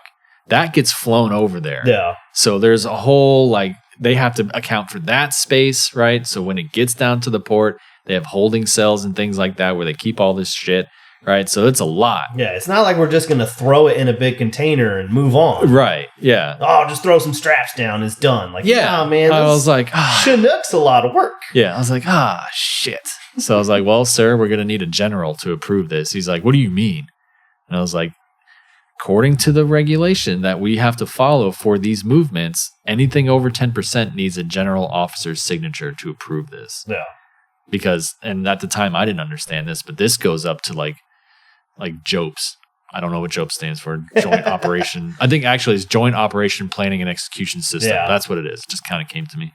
So that is like way high Several up. levels removed. 3-4 star generals are in charge of this. So this has to go up and down, right? So for you to do that, it has to be unlocked at the JOPS level, right? So a general needs to approve it so that another general can unlock this plan and modify it, because it's already been through several layers, right? Yeah. So it was a big deal. And this stuff is planned months in advance. Yeah. Because your redeployment starts, 6 months? Something backdated like that. From when you're supposed to leave country. Yep. So it's like 180 days. Even then, we would try to contact units earlier than to that. Be like, "Hey, man, start doing your paperwork now." Yep. Because we can make small adjustments along the way. Right. But if you show up at day 180 and you're like, "Here's my plans," we're already behind. Yeah, 6 months was like the official meeting, but we had been contacting them before then. And then at 30 days out from that, then we start doing paperwork. Yeah. Right. We're building this stuff out. Right. It's like 6 months is when we put in the application. Right. Yeah. Because it takes a long time. That's when the ticket from JOPS, the ULN, is printed. Yeah. Right. Or printed. Right. And so that's when we get that number so we can start building out that ticket. Right. Yeah. So it's like 30 days later or whatever, that's submitted. And it's like, nah, man, like 4 months from now, there's already a ship that's planned to be here that's already got the plans for all the stuff to be on. Yeah. So it's like technically we might have time, but it's depending on when he showed up. I don't know how close they were to their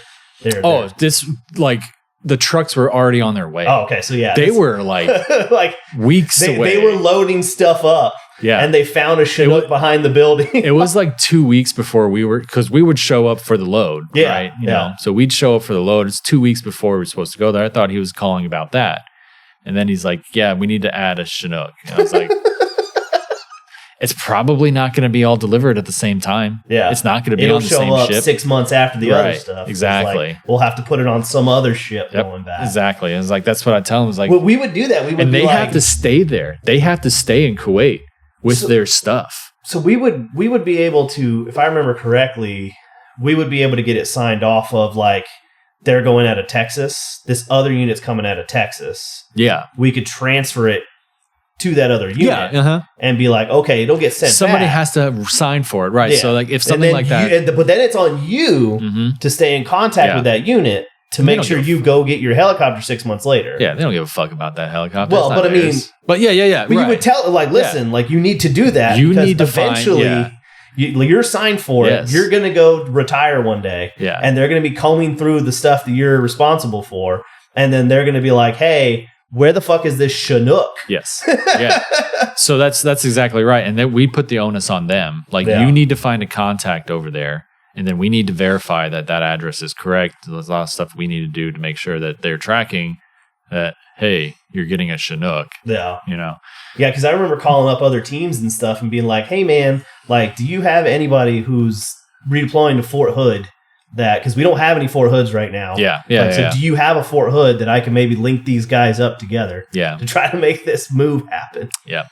Yep. And then sometimes it was like, well, or like the closest one is Fort Hood, but we're at Fort Campbell. I'm like, well, you have to figure out how to get it to Fort Campbell then. Yeah. We'll get it back. Yeah. You're gonna have to reach out. Go pick it up. You're gonna have to reach out to the MCT there at Fort Hood to move that stuff over, right? That's more intra-theater type stuff, right? Good luck with the ass chewings you're going to get about having to make that work. Yeah. So we did a lot of that. Those are really cool missions, right? The cool thing about that mission, which I'm sure you had as well, is that the way that they had initially set it up is that the green suiters would just be managers, right? We'd be overseeing things, and then you had civilians who would actually do the paperwork for the most part, right? They do the entry into TC aims and stuff. Our civilians sucked. Like the ones that stayed at Balad, at headquarters, they were great, right? And they would work on things coming through there. But then you had the DDSTs, the deployment distribution support teams, right? So that was the 3 to 5 man groups that would go out to these places outside of Balad, right? And then we would get a civilian that would come with us on those. Some of them are great, but like some of them just sucked. Yeah. Right. So when my first couple missions, I was lucky enough to get this guy. I think his name is Byron. Cool dude, right? Very knowledgeable, knew how to work TC aims inside and out, right? Which is our computer system that we use to build all of these plans. He taught me how to use that system, and he would let me drive. Yeah. Thank God he did, because later on, so we had these flyaway teams, right? And we just like hub and spoke out to these places. Well, eventually the op tempo became so high that we had to create permanent locations. That's what I became. Yeah. Because I was a team who was embedded in that post. Yeah. So they had a team in Baghdad. They had a team in Basra. They had a team. You were in Basra? I was in Basra. Yeah. I started in Basra, and then we moved to Adder, or to Tikrit. Yeah. So I was in Spiker, which was Tikrit, right? I'm sorry. Talil. I was okay. Talil. Tikrit was north. Yeah. That's where I was at. Down in the south. Yeah. So they had those are the 4 locations, right? And then we had a team that was embedded with AMC. Mm-hmm. So my buddy Varilla was embedded with them. That was its own shit show. I mean, yeah, it was a shit show, but they had nice housing.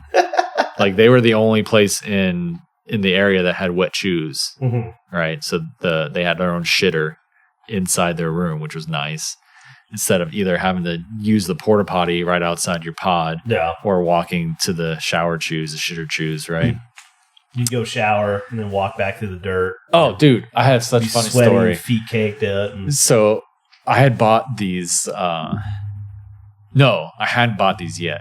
I had just the shitty little wafer thin the $2 shower flip flops or whatever. Yeah. So the shower chew that we had.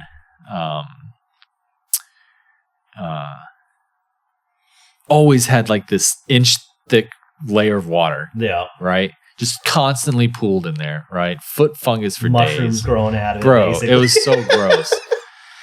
So I go in there one day. I have all my stuff. I'm going to go take a shower. And then I start like Mickey Mouse, Goofy My feet just cannot get traction at all. I'm falling backwards. I'm falling forwards. I'm twisting my body. Just like, please, for the love of God, I don't want to fall in this water. Right? So this 20-foot container is just shaking. With like every shower almost is being used at this point. I'm shaking this whole fucking thing because I'm just desperately trying to keep my footing. And then I finally just like blam, just like ate it like on the ground. I'm like, oh God. And this dude just like pokes his head out. Are you okay? Yep, I'm all right. You know, my whole body is sore now because I'm just like desperately, every muscle in my body is just tensed up. Oh, dude, I was like exhausted after that. Yeah. Oh, man. Stupid stories pop up, right? Those stupid things. Oh, another stupid story, since we're on stupid stories. We had this guy. It was I think it was my second mission. We were in Taji, I think. Which I think was just north of Talil. Okay. And it was a smaller base. There was a lot of artillery there. Gotcha. We were redeploying 75th Cav, I think, or Cab, something like that. I believe you. I don't remember. Big fucking horse shield, stupid thing. The yellow and black horse, well, whatever. All the Cav had some variation of the shield. Either the giant one or the little one or one of those guys, right? And it was a field artillery unit we were deploying or redeploying. And I don't know if you ever talked to field artillery. They're a special bunch of people. Right?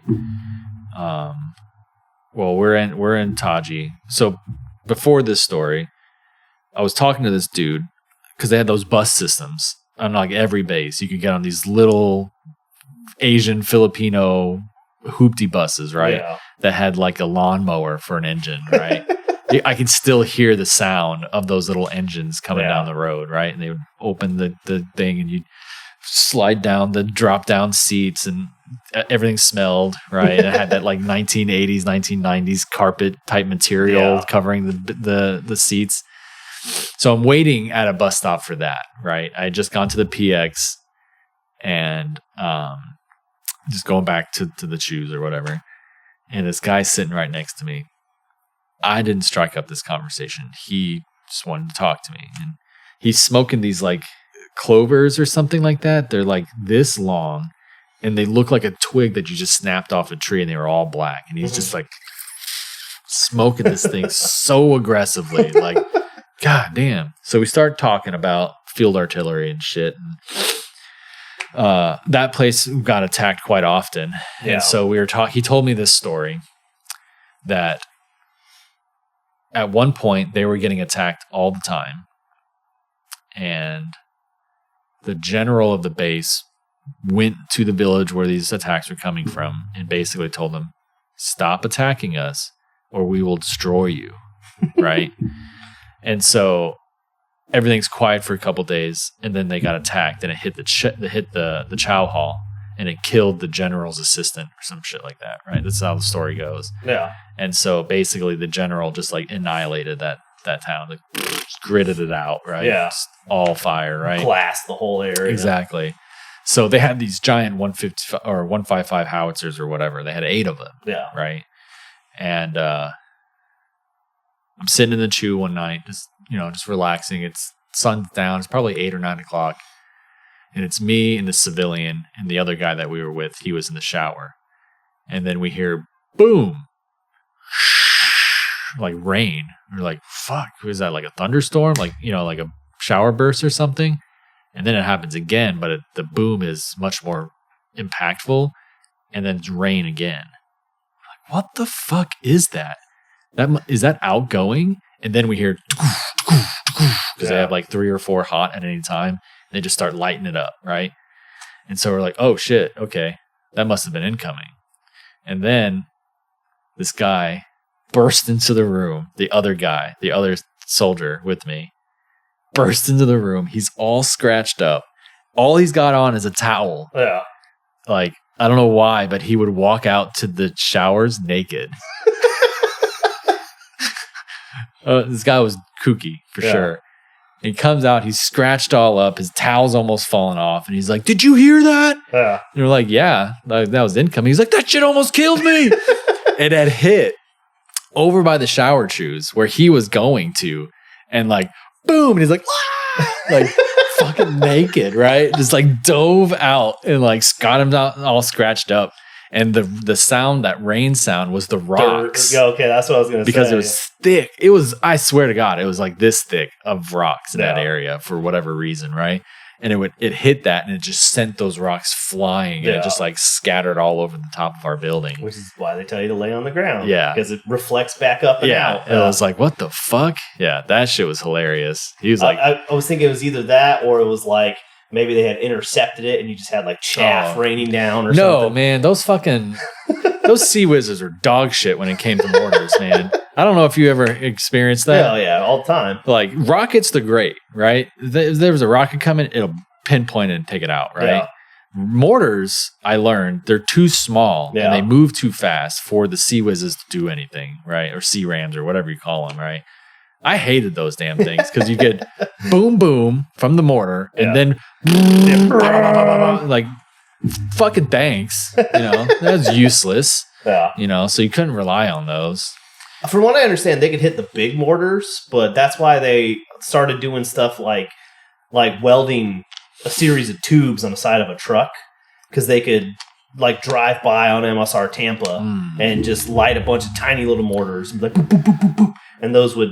I know that when I was there, what was really popular was what they called ice tubing, where they would just stick a chunk of ice inside the tube, set it up, and run away. Yeah, they would set it up in the morning, have the ice there, and they put the mortar on top, and then by midday the ice would melt. Boom. Yeah. So it was always at like lunchtime when these things would go off, right? Or like just before when it started to get hot. Yeah. And so it was always about the same time during the day, so we usually stagger our lunches around that time. Oh yeah, just don't be outside at that time. Midday, they're gonna come in. Yeah, playing around it. Always gonna be two. Yeah, it's always two of them. Right. That was funny. For the most part, ours was always usually or very early morning.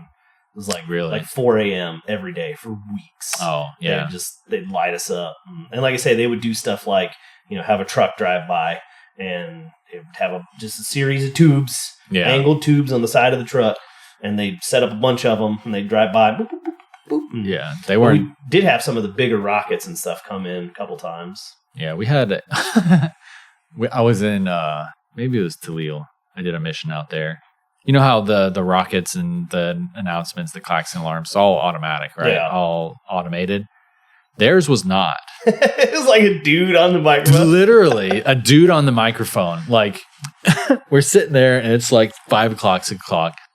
And then the alarm goes off, and then you hear, incoming. Wait, hold on. Yeah, incoming, get down. Like, hold on? What do you mean, hold on? Wait a minute, guys. Don't hit the dirt yet. Yeah. I was like, did he just say hold on? That was wild. I couldn't believe that. Man, I would get in trouble because I'd be like, get your ass on the ground. Oh yeah, we were like out in the middle of nowhere, right? So we're like, where do we go? Yeah, there's nothing here, right? Yeah, that was funny. Hold on. Let's see what I can get away with before somebody comes knocking on my door. Like, dude, follow the script. Yeah. I'd be in there like, hit the dirt. Yeah, that shit was funny as hell. That's ridiculous. Couldn't believe that. Well, we were talking about you got taught TC Ames because you had to take over. That's kind of where we digressed from. Yeah. Oh, yeah. Jeez. So, yeah, we had these civilians, right? And so we would have the civilians fly out with us. They were great. But once we, permanently located to, Spiker and Talil, Basra, all those things, they would permanently assign somebody there for you. Yeah, it was always the new person or whatever. It was for us. It was always a new person. We had 2 Air Force people come through. The first one quit. Shit was hilarious. The only phone that we had was in our office. Their office didn't have a phone, so she came in, and they would talk to their bosses and plan their leave and stuff like that. And so she's on the phone with her boss. Basically, she was like, yeah, when I get back, don't send me back here. Like we're just, she was just like, sorry, I don't like you guys. Just to let you know, you guys all suck. Well, no, it's because I had very high expectations of that because I knew what was supposed to happen. And so they would fuck things up all the time. And I'd have to go back to them and like, you fucked this up.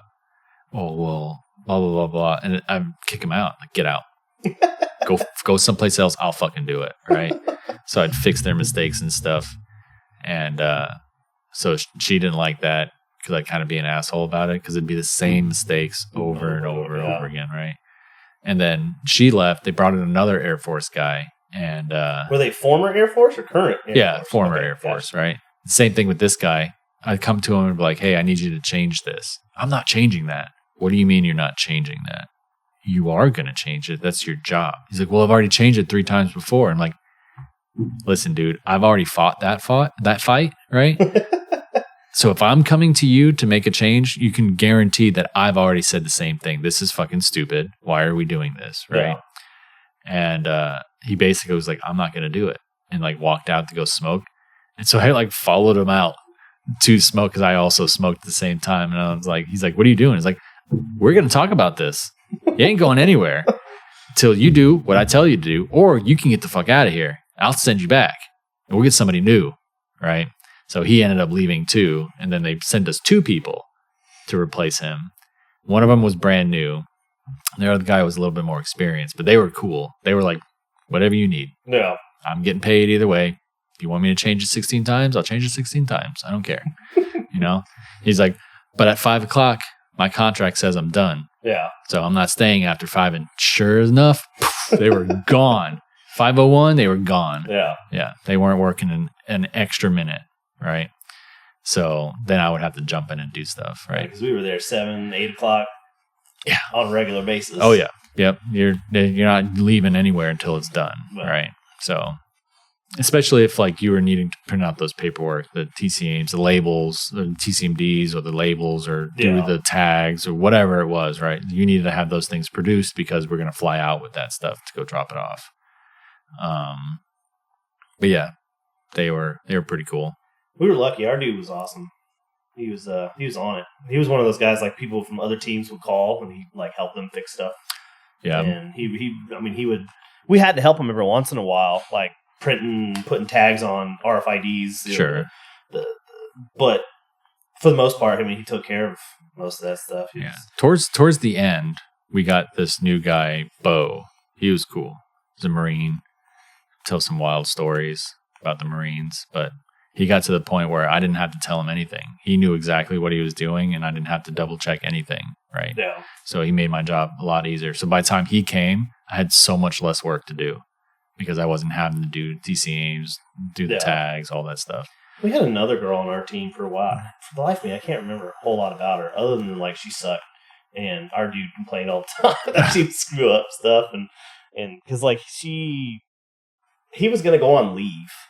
And so I learned TC Ames to do it while he was gone. But I didn't even end up having to do it that much because I think she had joined. But I had to fix a bunch of her stuff. And, yeah, well, my memory's real fuzzy about some of that stuff. But hoping to try to get him on, too. I think that would be cool to get his perspective as, like, being not in it. Because he was never in the military. He wasn't former military if I remember correctly. Yeah. And being like, well, what was it like? And he stayed deployed for 10 years straight. Yeah. It's crazy. Yeah, a lot of those guys were just there. Yeah. It's longer than most of us would go over. Yeah. So those guys are cool. It's funny you mentioned something about 2 of them in a row being former Air Force, being a pain in the butt. In my experience, because we worked with all the branches being transportation, and it was like most of the time when I had a problem with somebody, it was an Air Force person. Yep. And I don't know if it's just because they're trained differently than we are. Well, because there's definitely that air of like, we're better than you and we know it thing. Yeah. And because like, I mean, every once in a while you'd have a Marine who'd be a little rough, but it's like, that's Marines. That's how they operate. But Air Force, man, they would be just straight up dicks. Well, we would send stuff to the Air Force and they would basically throw the paperwork away. Yeah. They'd be like, we're going to redo it. Okay. Because we had to do a couple of different runs. So there was a surge in Afghanistan. So some of the stuff that we were working on got diverted Yeah. Instead of sending it home, they would send it over there. But it was like, how the fuck are we going to get it over there? Yeah. Right? What's the best way to do this? So there was a couple missions where we tried to send it through Turkey, like up through Turkey, like through Uzbekistan and down from northern Afghanistan. Mm-hmm. And we would fly it into Turkey. So we'd bus it or truck it to an airfield, and then we would transfer it to them, where they would do everything through Gates, their system. Yeah. Right? And basically, like, they told us, don't worry about the paperwork, just do enough to get it onto a truck. Because it's not going to, this isn't going to be used for anything other than loading it onto a truck. So weight didn't matter. Dimensions didn't really matter. You just kind of eyeball it. You know, we would order enough trucks to get the stuff on. And then as soon as it got there, they would just throw our paperwork away and redo it. All of it. I had a similar experience because I worked with a major because we had to try, I think it was basically the same thing. We had to send some stuff to Afghanistan, and they were going to put it on C-130s and stuff. So it's like, one of the things that we were like taught how to do, but we didn't do on a regular basis. Yeah. So I didn't have the training of, and it was something similar. It was like, just set us up with this, and then he just took over, and he was cool. Yeah. You know, but like any other time, you had to deal with Air Force people, or like if you were trying to get back and forth from Kuwait to Iraq, mm-hmm. and like going to the I don't even remember what you call the airport or terminal, the terminal and stuff. Yeah. Like, I need to get like space A on this, and yeah. Okay, where are you going? Be here at this time to see if you're on the manifest. Yeah. So you'd have to like just hang out and then show up at like 6:00 at night to see if you're going to be on the first flight out in the morning. Or if you're going to get bumped by a general and their entourage or something. That happened to us. It happened to me a couple times. That guy got in trouble though. He was a colonel or lieutenant colonel. We were supposed to be flying out, and we had priority on any flight. Like, nobody could bump us, right? Yeah. That was kind of the standing order. Anything SDDC, you had priority flights, right? We didn't do anything, no convoys or anything like that. We were going to grab some helicopters from Spiker to somewhere. Don't remember where. But as we were like almost like the helicopters were coming and we were getting ready to go, and then they were like, stop. You guys have been bumped from this flight. A colonel is taking both helicopters, one for his and another as the escort, and he's taking them, so you're gonna have to wait. And that, like, we ended up missing our arrival time, mm-hmm. right? So we had to call them like, hey, we're not gonna be able to make it because we got bumped. That got all the way up to 3rd ID command because we reported directly to 3rd ID when we were there, and like we would meet with or our NCOIC would meet with like 20 different sergeant majors for the entire division every day. And then he had to report to them, hey, we didn't make our hit time because this. Yeah. And we heard that colonel got some hot shit for that. Like, they're not supposed to be bumping us for anything. Yeah. So I don't know if that was the case for us. It may have been. I just was maybe ignorant to the fact. I just remember waiting space A couple of times to get back to, like, being in Kuwait, trying to get back to Iraq, and you're like, some space general. Space A was different, right? Yeah. But if we were moving for a mission, we had priority. Well, we a lot of times didn't have planned flights. They were like, just get a space A and get down here whenever you can. Yeah.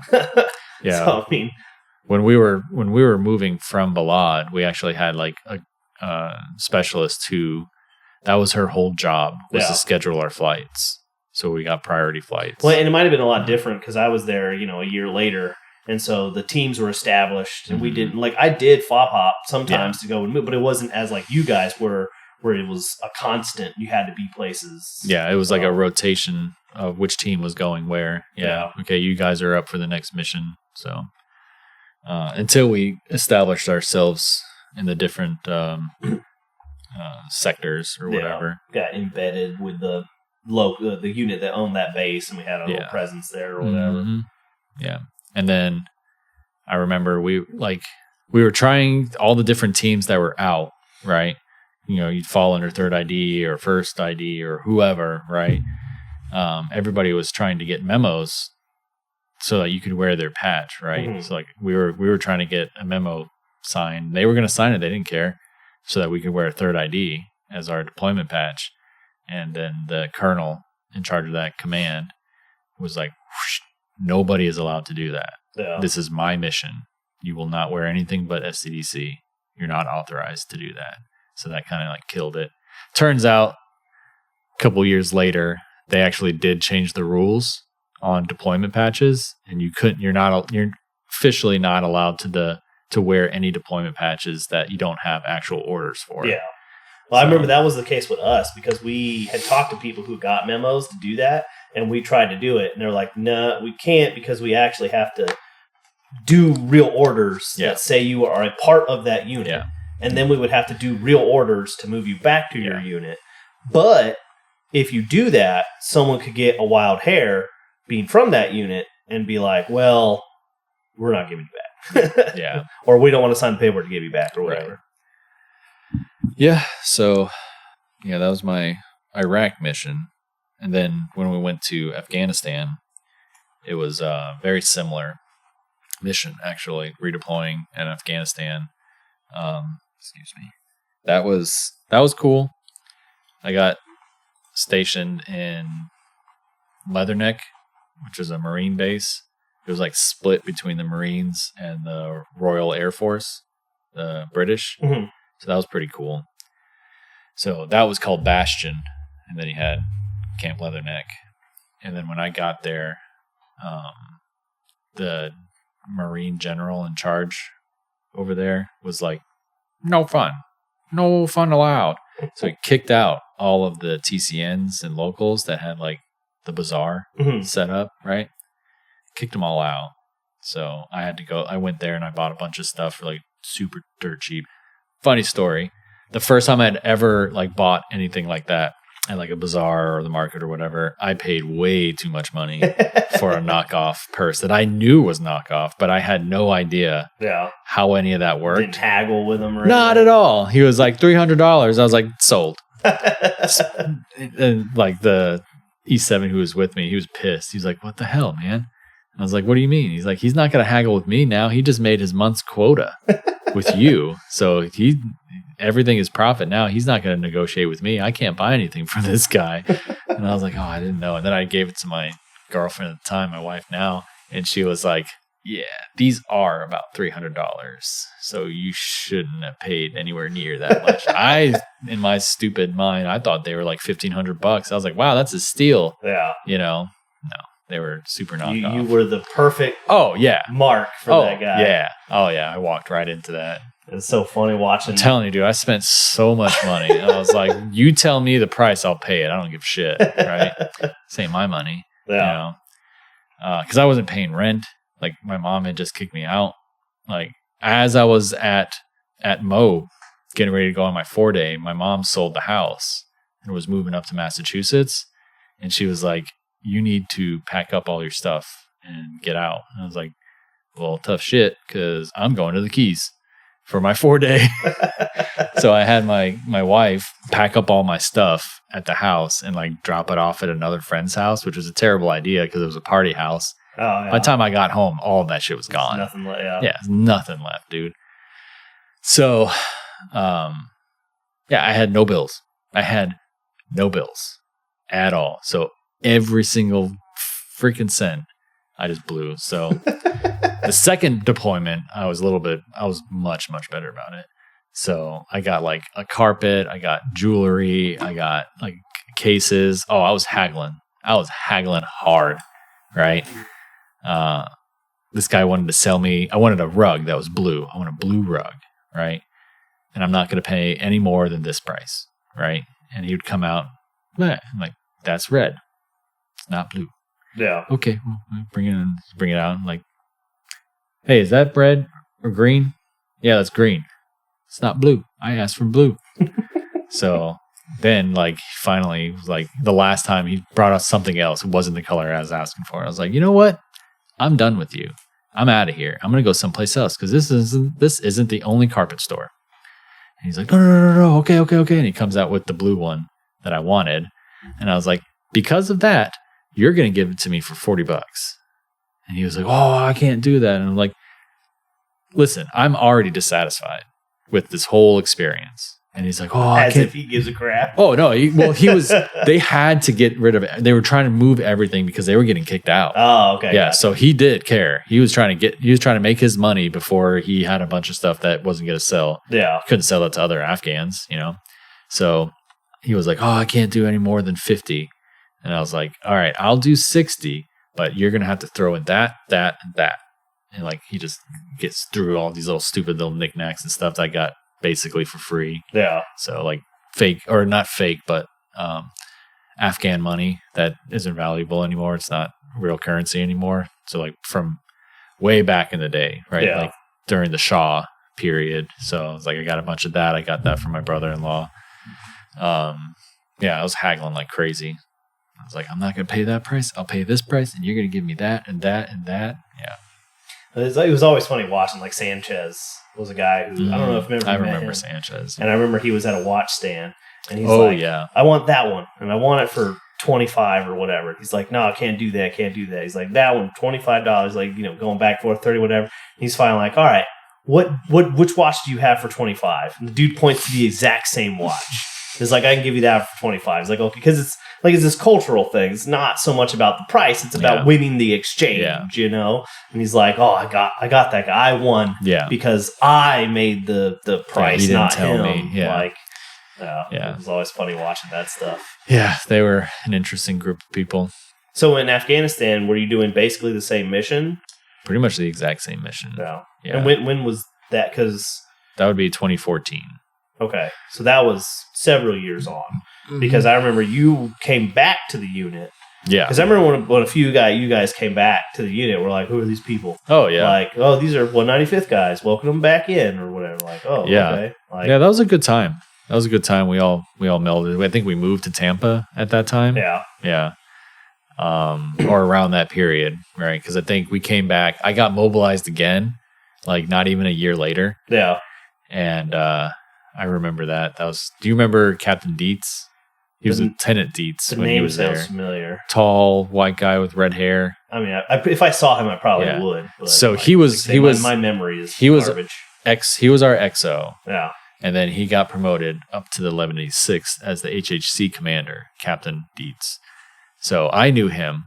I get involuntarily transferred again to the 1186 this time. And I'm like, what the fuck, man? I just got back. It hadn't even been a year since I'd been gone. I show up in Jacksonville. The place was like in the middle of the hood. Right?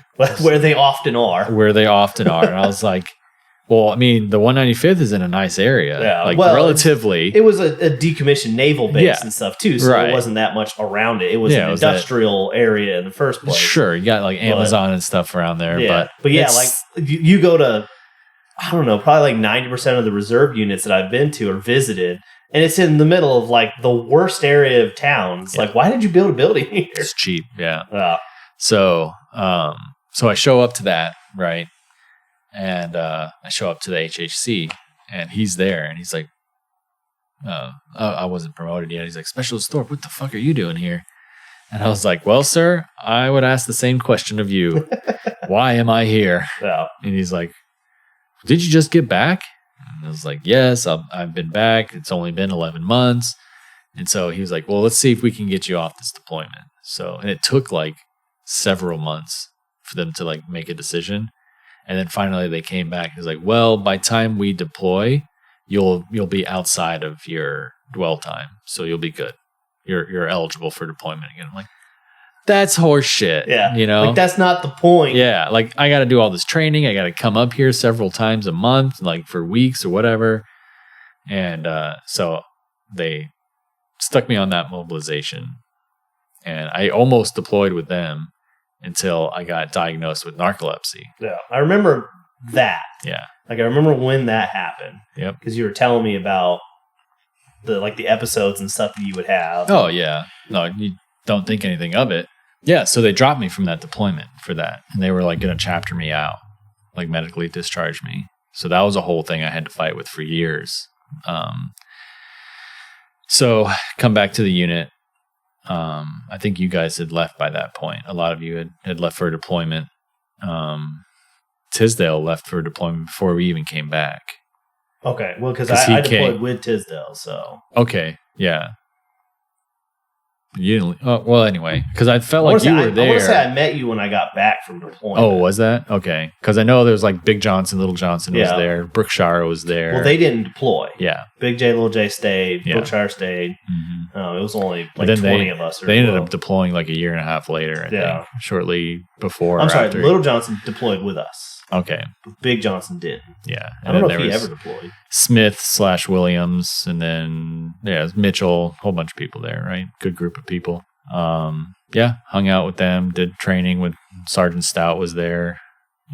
He'd drive his truck around and try and run the Humvees off the road and stuff. Crazy shit like that. I remember the one time he was trying to get us all licensed because we had to do some move and no one was licensed. Yeah. So they're like, well, we have to have them like drive the Humvees. Yeah. So they set up this little course in some empty lot next to the building. And it had like a retention pond in it. Yep. And he was like, we're supposed to like go, because the idea was of like, if you get onto a slightly slope, go down, kind of go around the bowl, come back out. Yeah. And he's like, floor through that bitch. He just, boom, hit a Humvee through it. Yeah, he's funny. He ended up becoming the first sergeant for a little while there. Yeah. And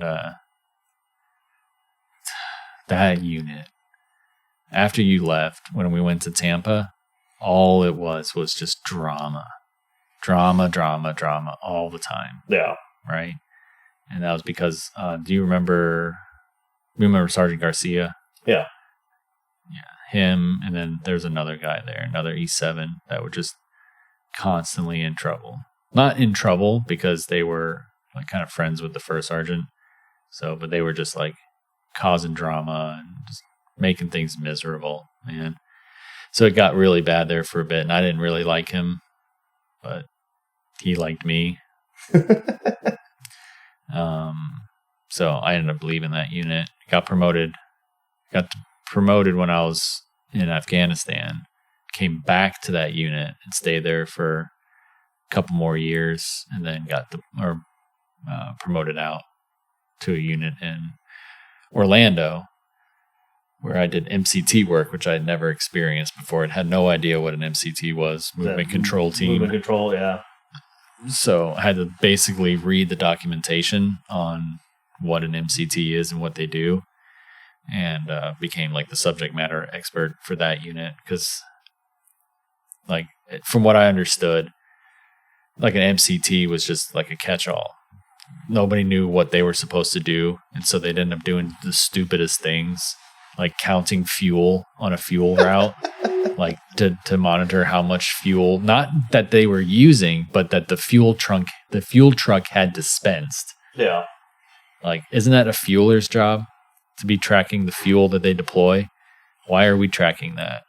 So, yeah, we did a mission. We did a couple missions in Kentucky in Fort Knox, where the first year we were tracking like bus routes, and I made a huge stink about that.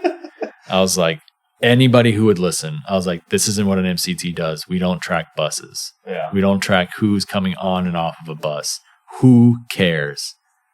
Like, the people who in charge of those soldiers should care.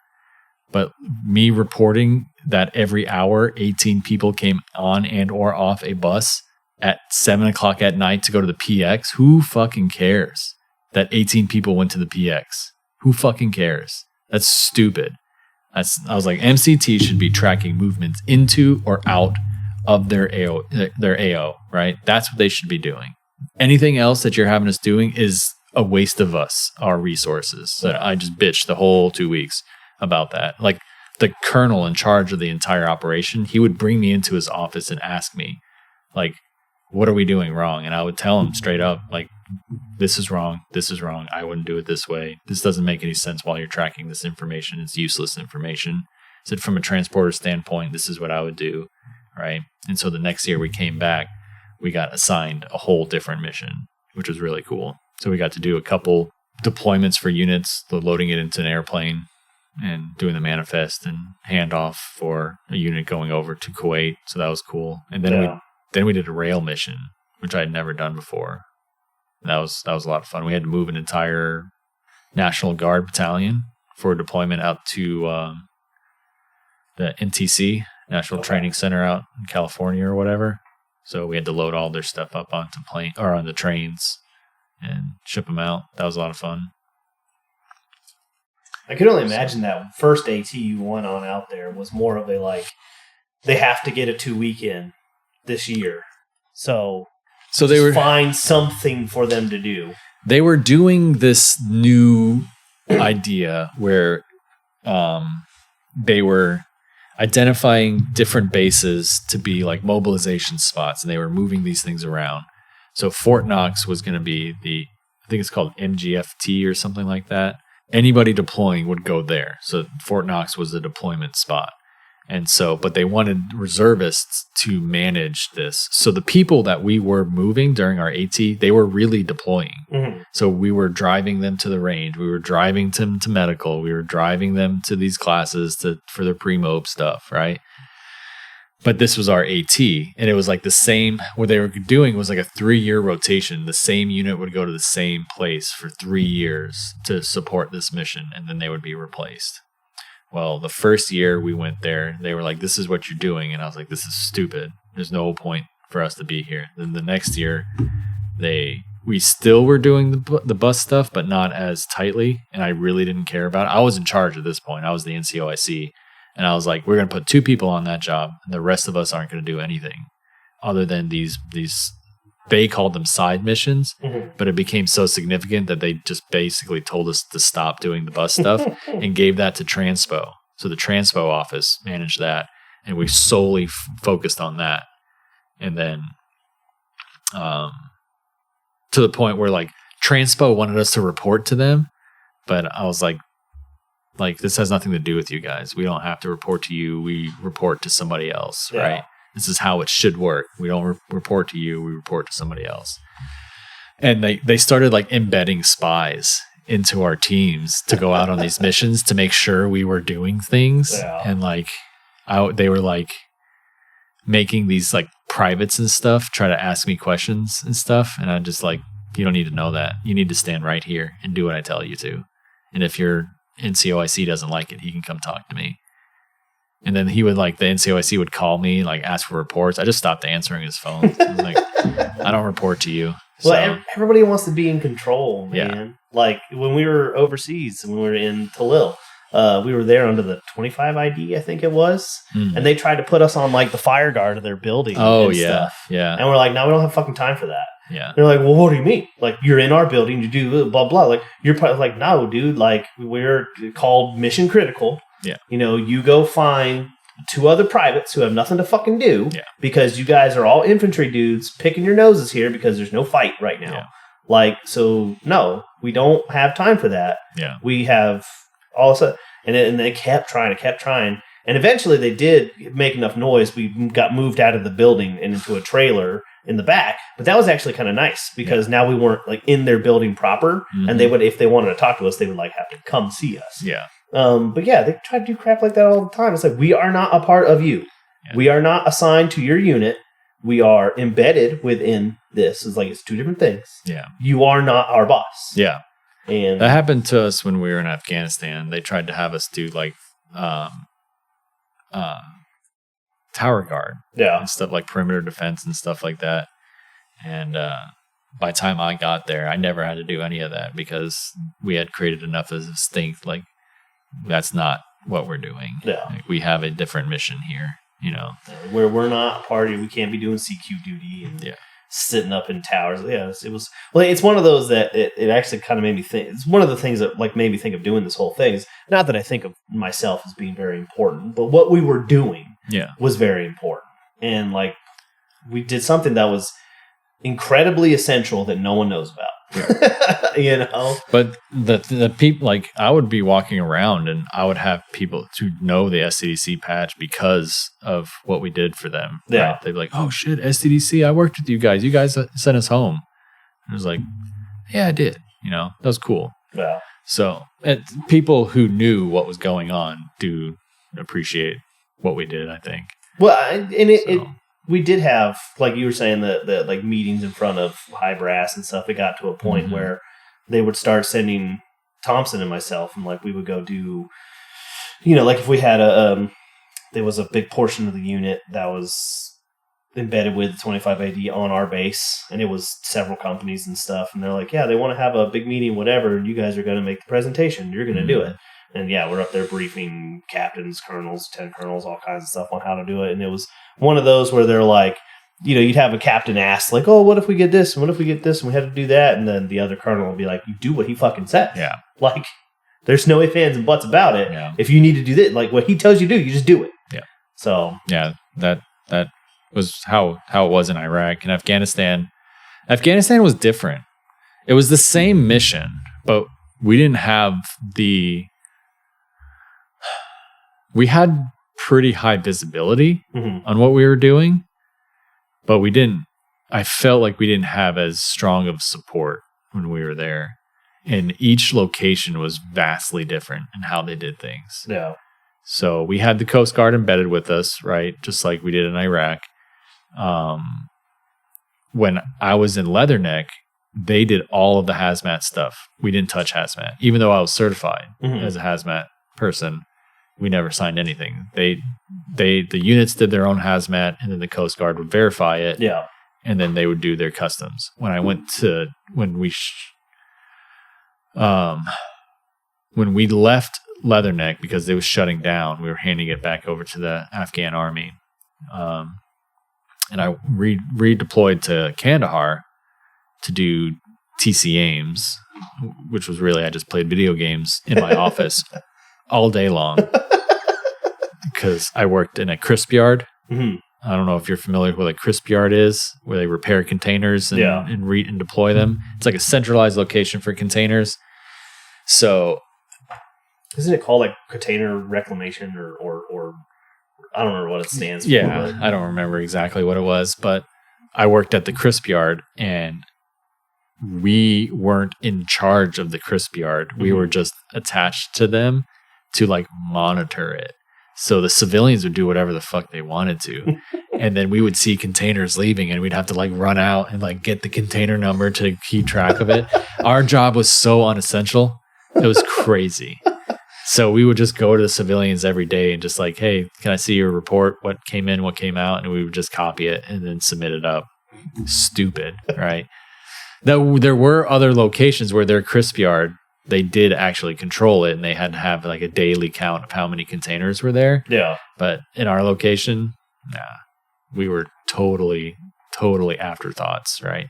So it was actually kind of nice because nobody checked on us. Nobody cared. It was great. So like my friend, he was also an E5. He was in charge of the office. And we had the office where we worked at, and then there was another CHU right next to us that was basically just a room, like an extra room. A bed was in there. It was like you could sleep in there if you wanted to. And then we had an office upstairs for the warrant officer, who sometimes was there. Yeah. And that was his office to hide in, right? So we would just hang out all day, just play video games and whatever, right? Smoke cigarettes and just fuck around, right? But yeah, I went there, and I was supposed to be the TC Ames guy because there was a mission we were doing. That was the first mission I did in Afghanistan. That was hands-on TC Ames related. So before that, in Leatherneck, I was the ops NCO. So I was in charge of actually doing the awarding of a contract to pick up stuff to the local movement companies. So once we submitted everything to Okoswa, which was like the bidding company, the bidding organization that would schedule which ships would get what equipment, right? They bid for it. Once that was awarded to a company, we would have to reach out to them to let them know, hey, you won the contract. Here's the equipment. Go pick it up. Gotcha. Well, one of the companies that we worked with, she was on it. Like she knew before we did that they got awarded the contract. So I actually had to develop. I was a little prideful about it. I was like, I don't like that she's telling me, because she would come in like, where's my will call? And I'm like, what are you talking about? She's like, I've been awarded the contract already. I need the will call from you, because there was like a template for it. And I was like, okay, well, let me log in and check to see. Oh, yeah, you did. She's like, yeah, I know. She's kind of a bitch about it. And so I was like, screw this lady. I'm going to be on top of it, right? So I developed this program, which basically, essentially, was just me refreshing the page all day long. Like we had a cycle, like every hour, like depending on where it was in the cycle, we would continue to monitor it. So like if it just got submitted and it's like months out, we wouldn't monitor it, right? As it got closer, we would do a daily check on these specific units, the UICs, to see where they're at on the process, so that we could be on top of it and be prepared to reach out to like, hey, looks like, this is getting close. This is where they're at. We prep everything so that when it did get awarded, we'd send the will call out real quick, right? And we actually increased our deployment time by like 33% because of that, right? So instead of days from the time a will call or days that a contract was awarded to the will call was sent out, it was like within a couple hours, right? We would send it out, and then they had like 3 days to deploy it or to move it. So that's why she would get so weird about it. Like the unit before us would go days without checking. And then on like a random Wednesday, like, oh, well, this is already awarded. And it's like getting close to the time that stuff needs to be moved. So put a lot of pressure on the moving company to get that stuff prepped. So once I did that mission, I moved to Kandahar and was doing TC Ames. There was only one mission. I did TC Ames to move. It was like 70 up armored Suburbans. I think we had like sold them to some other country, and we had to like get them on a ship or on a plane to fly it over there. But these things were heavy. I'm sure. Right? They were up armored Suburbans. Just a pain in the ass, right? So we did all the paperwork for that, and then we went to load it onto the plane. And the Air Force was like, you guys need to come out here and unlock, because we had all the keys for them. You have to unlock the steering wheel because we can't align the things. And we're like, we didn't have the keys. The keys were there. That's right. Because they were like, well, we tried to move them, but with the steering wheels are locked. And we're like, I don't think that's true. You should just be able to put it in and like kind of half cock it and it'll unlock. They're like, yeah, we can't move it. So we had to go there like the night before they were supposed to be loaded, right? At like 9:00 at night. It's dark as shit. And like do it for them. And it turns out that because they weren't on, the power steering didn't work. So you just had to be a man. And like, I swear to you. So we had to go. They were just being lazy, right? I don't care what you say. Those Air Force guys were living up to their name, right? So we were like, we just looked at it like, you just have to manhandle. And they're like, yeah, we can't get it. They just refused to touch it. So we had to go to me and this other guy, all 70 of them, and like move them very slightly so that they could hook. What they were going to do is they were going to hook it to the back of the car and then pull it into the plane backwards, right? So the wheels had to be right, aligned correctly, right? So they were just going to boop and just pull it in like that, and they didn't want to have to realign some of it. They just like start it and put it in neutral or something, like. Bro, I don't know. But 9:00 at night, I'm out there. Like my arms were so sore by the end of it, it's like, this is ridiculous. There's just another one of those where it's like, it's not even just like the physical ability, but just the gross incompetence. Yeah, they just weren't. Of like, just turn the fucking car on. Yeah, they couldn't figure it out. They were like, we don't understand what's going on, but none of the things were moving. And we're like, yeah, they move. You just gotta use your muscles, Not sure if you got those, but I'll use mine. How about that? That's hilarious. Yeah, it was stupid. So, yeah, Afghanistan, that was a pretty chill deployment. Not really too much happened. We did get attacked twice that I remember. The first time we got attacked was when we first got into Leatherneck. And I was expecting it to be more like Iraq, where we were attacked quite often, right? So it had been like a couple months since anything had happened, right? And from what I understand, like nothing had really happened at that base in a long time, in a while, right? So the unit that we were falling in with, they were from Oklahoma, and they were, just kind of whatever, just kind of laid back and stuff. And I was like hyper vigilant, right? And the first time, like I was just hyper vigilant, probably too hyper vigilant, and I walked out of my room with my weapon in there. walked down to my room to go to the bathroom, and then like one of the other guys from the unit like snuck into my room, and I saw him do it like out of the corner of my eye, and I was like, all right. So I went pissed or whatever, and I came back, and I was like, stormed into the room. I was like, get the fuck out of my room right now. And he's like, well, man, I was just trying to kid. I was like, this is not the place to be doing that kind of shit.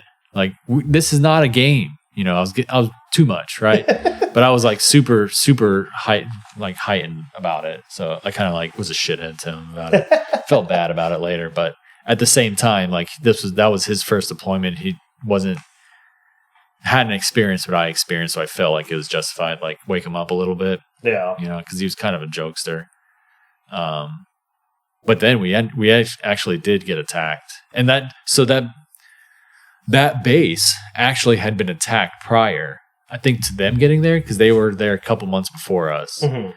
But it got attacked, like breached, and they blew up some Harrier jets.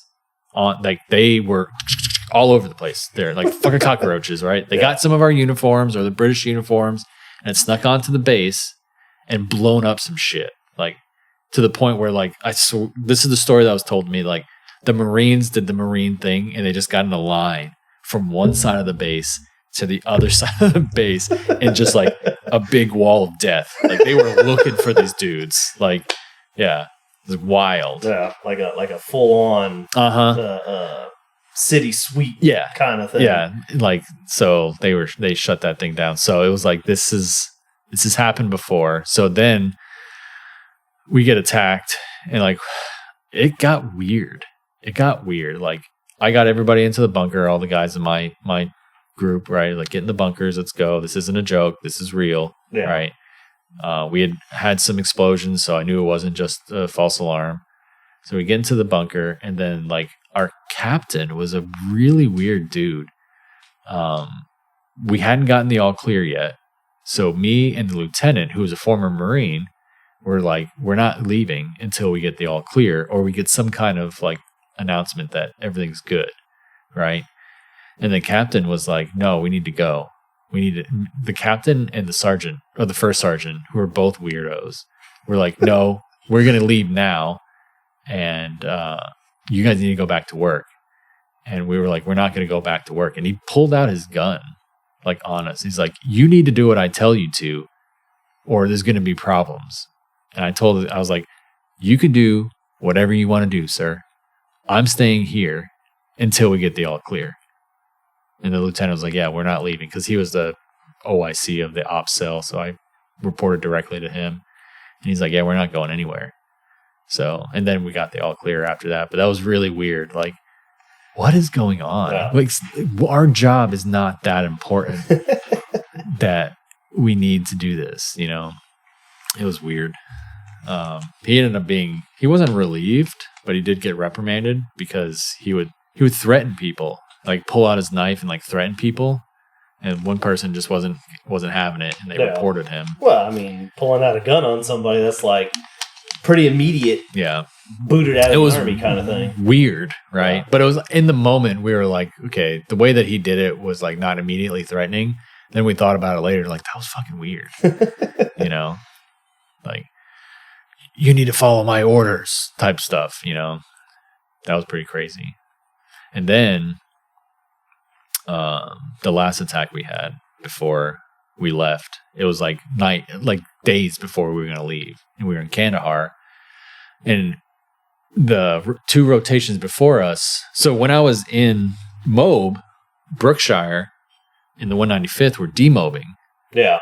At the same spot at Fort Dix. So I met up with them and we kind of traded stories, and he said that it was really hot when they were there. They were getting hit every day in Kandahar until I guess they found the spotter who was up on that mountain ridge, and they like annihilated this dude, right?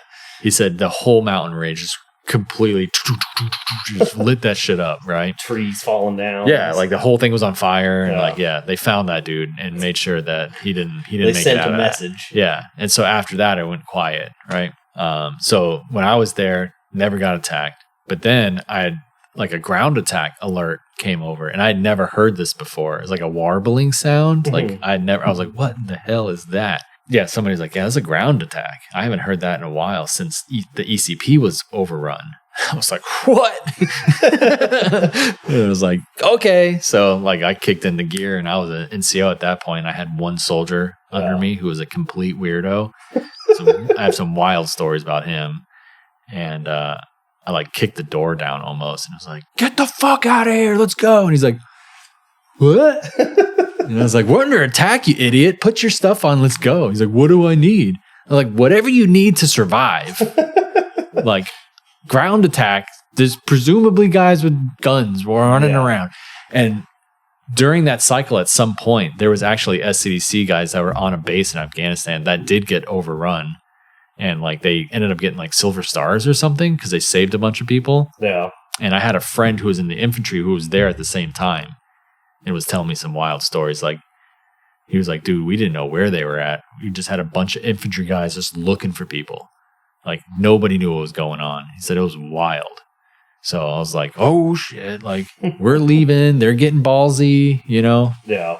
So that was in my mind when that happened. So ended up nothing happened. There was some like gunfire and stuff from the towers that you could hear and some explosions, but nothing ever kind of came our way, at least.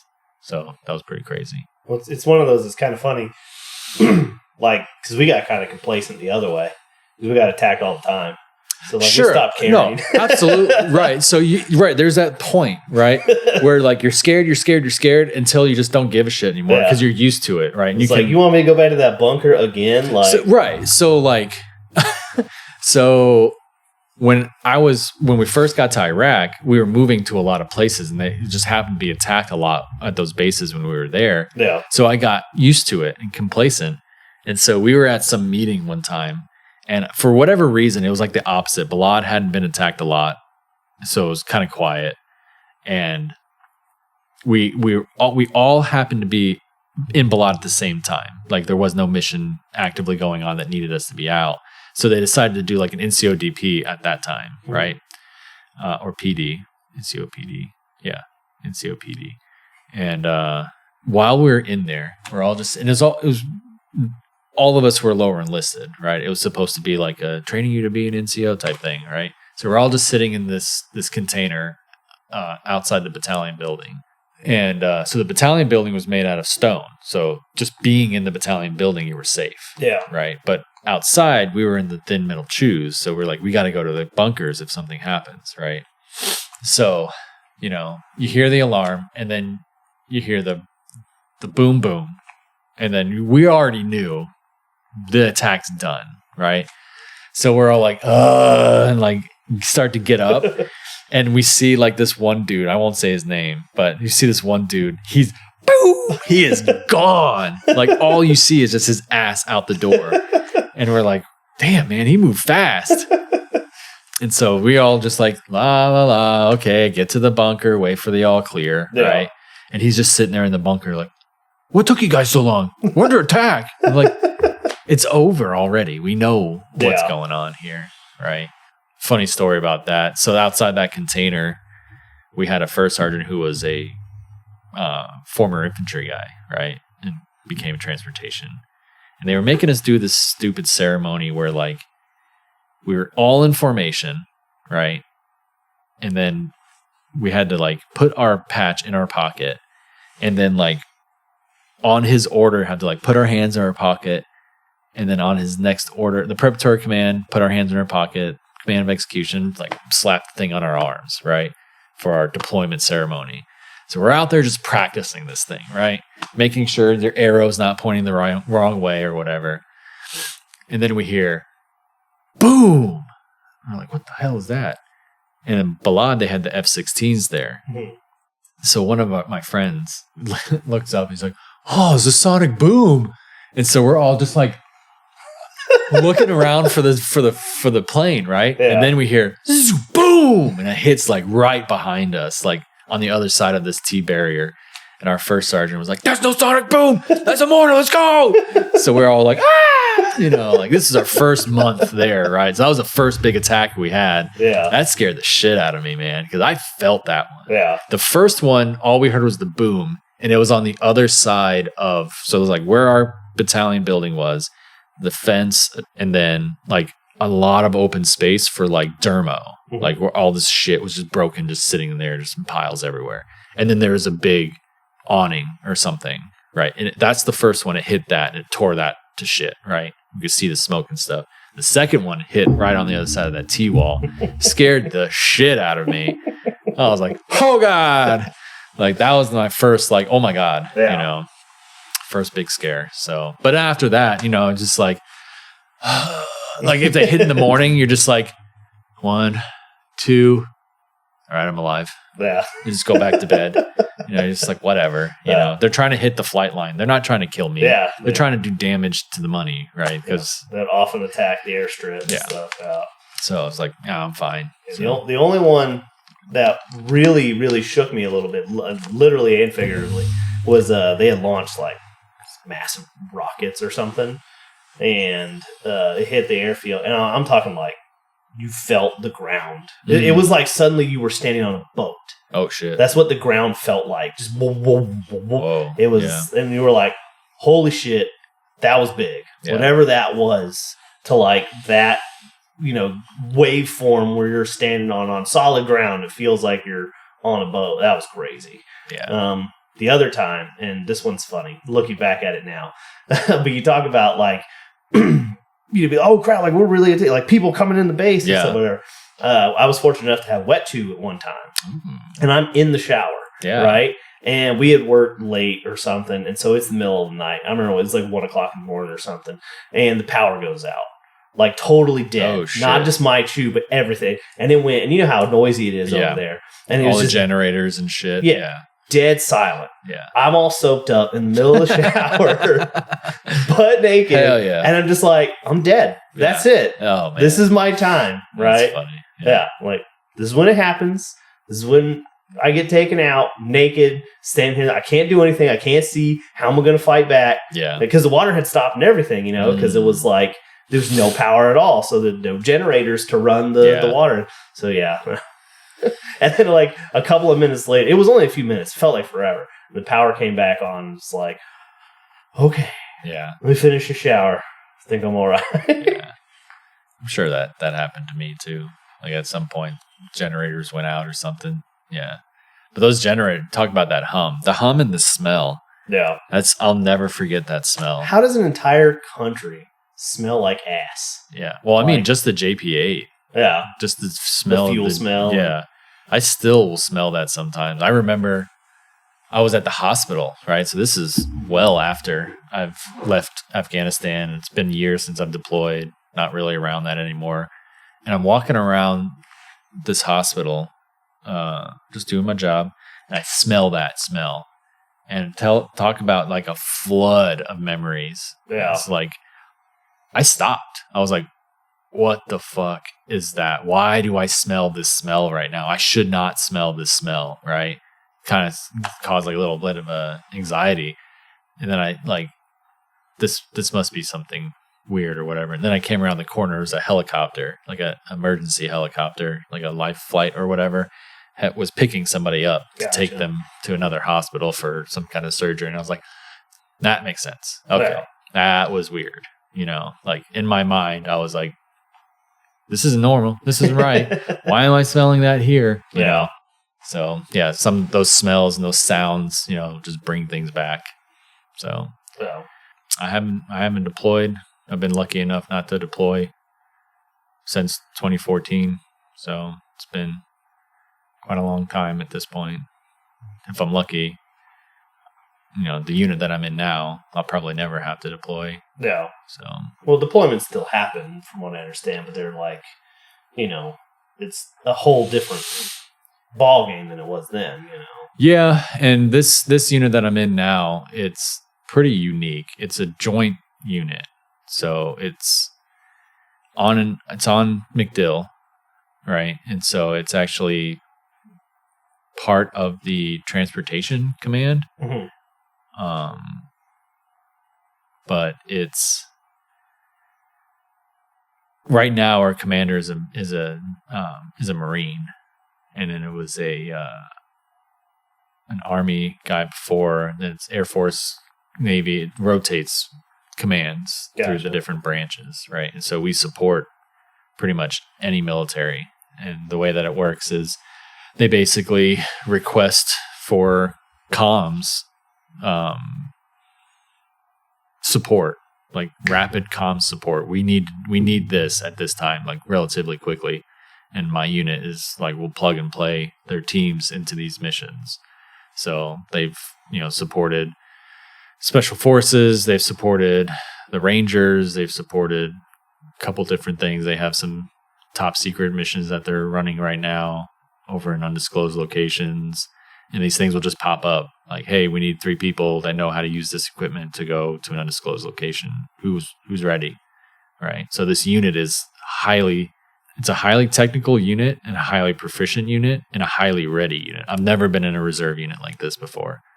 Like when I had to interview to join this unit. Yeah. And the first sergeant was like, if you're looking for a place to just take the knee and not do anything, this is not the place for you. We do not want you here. And I was like, oh, shit. Oh, I want to be a part of this. This is pretty cool. So, I ended up joining them. It's almost been a year now in March. That's when I reclassed to the current job that I'm in now, doing cyber defense. That's pretty cool.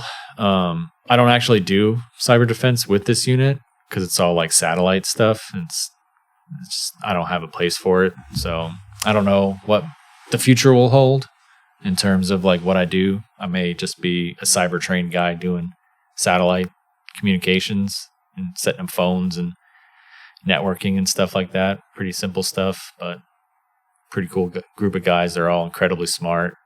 All of them have like really technical civilian jobs working for like DoD companies and yada, yada, yada, like top secret stuff. So making a bunch of money. It's wild, to go from a unit that's like, yeah, I work part-time at McDonald's, going to school to like, yeah, I manage the entire network infrastructure for the Navy. Like, yeah, the whole Navy. Like, yeah, I control the backbone or some shit like that. Some really highly technical stuff. So pretty cool stuff. That's cool. Yeah. I don't know. That's been my journey. Yeah. Yeah. Thought about going active duty a couple times, but going on missions or something like that, especially like this extended training, just reminds me like I couldn't do this full time. I can't stand it anymore.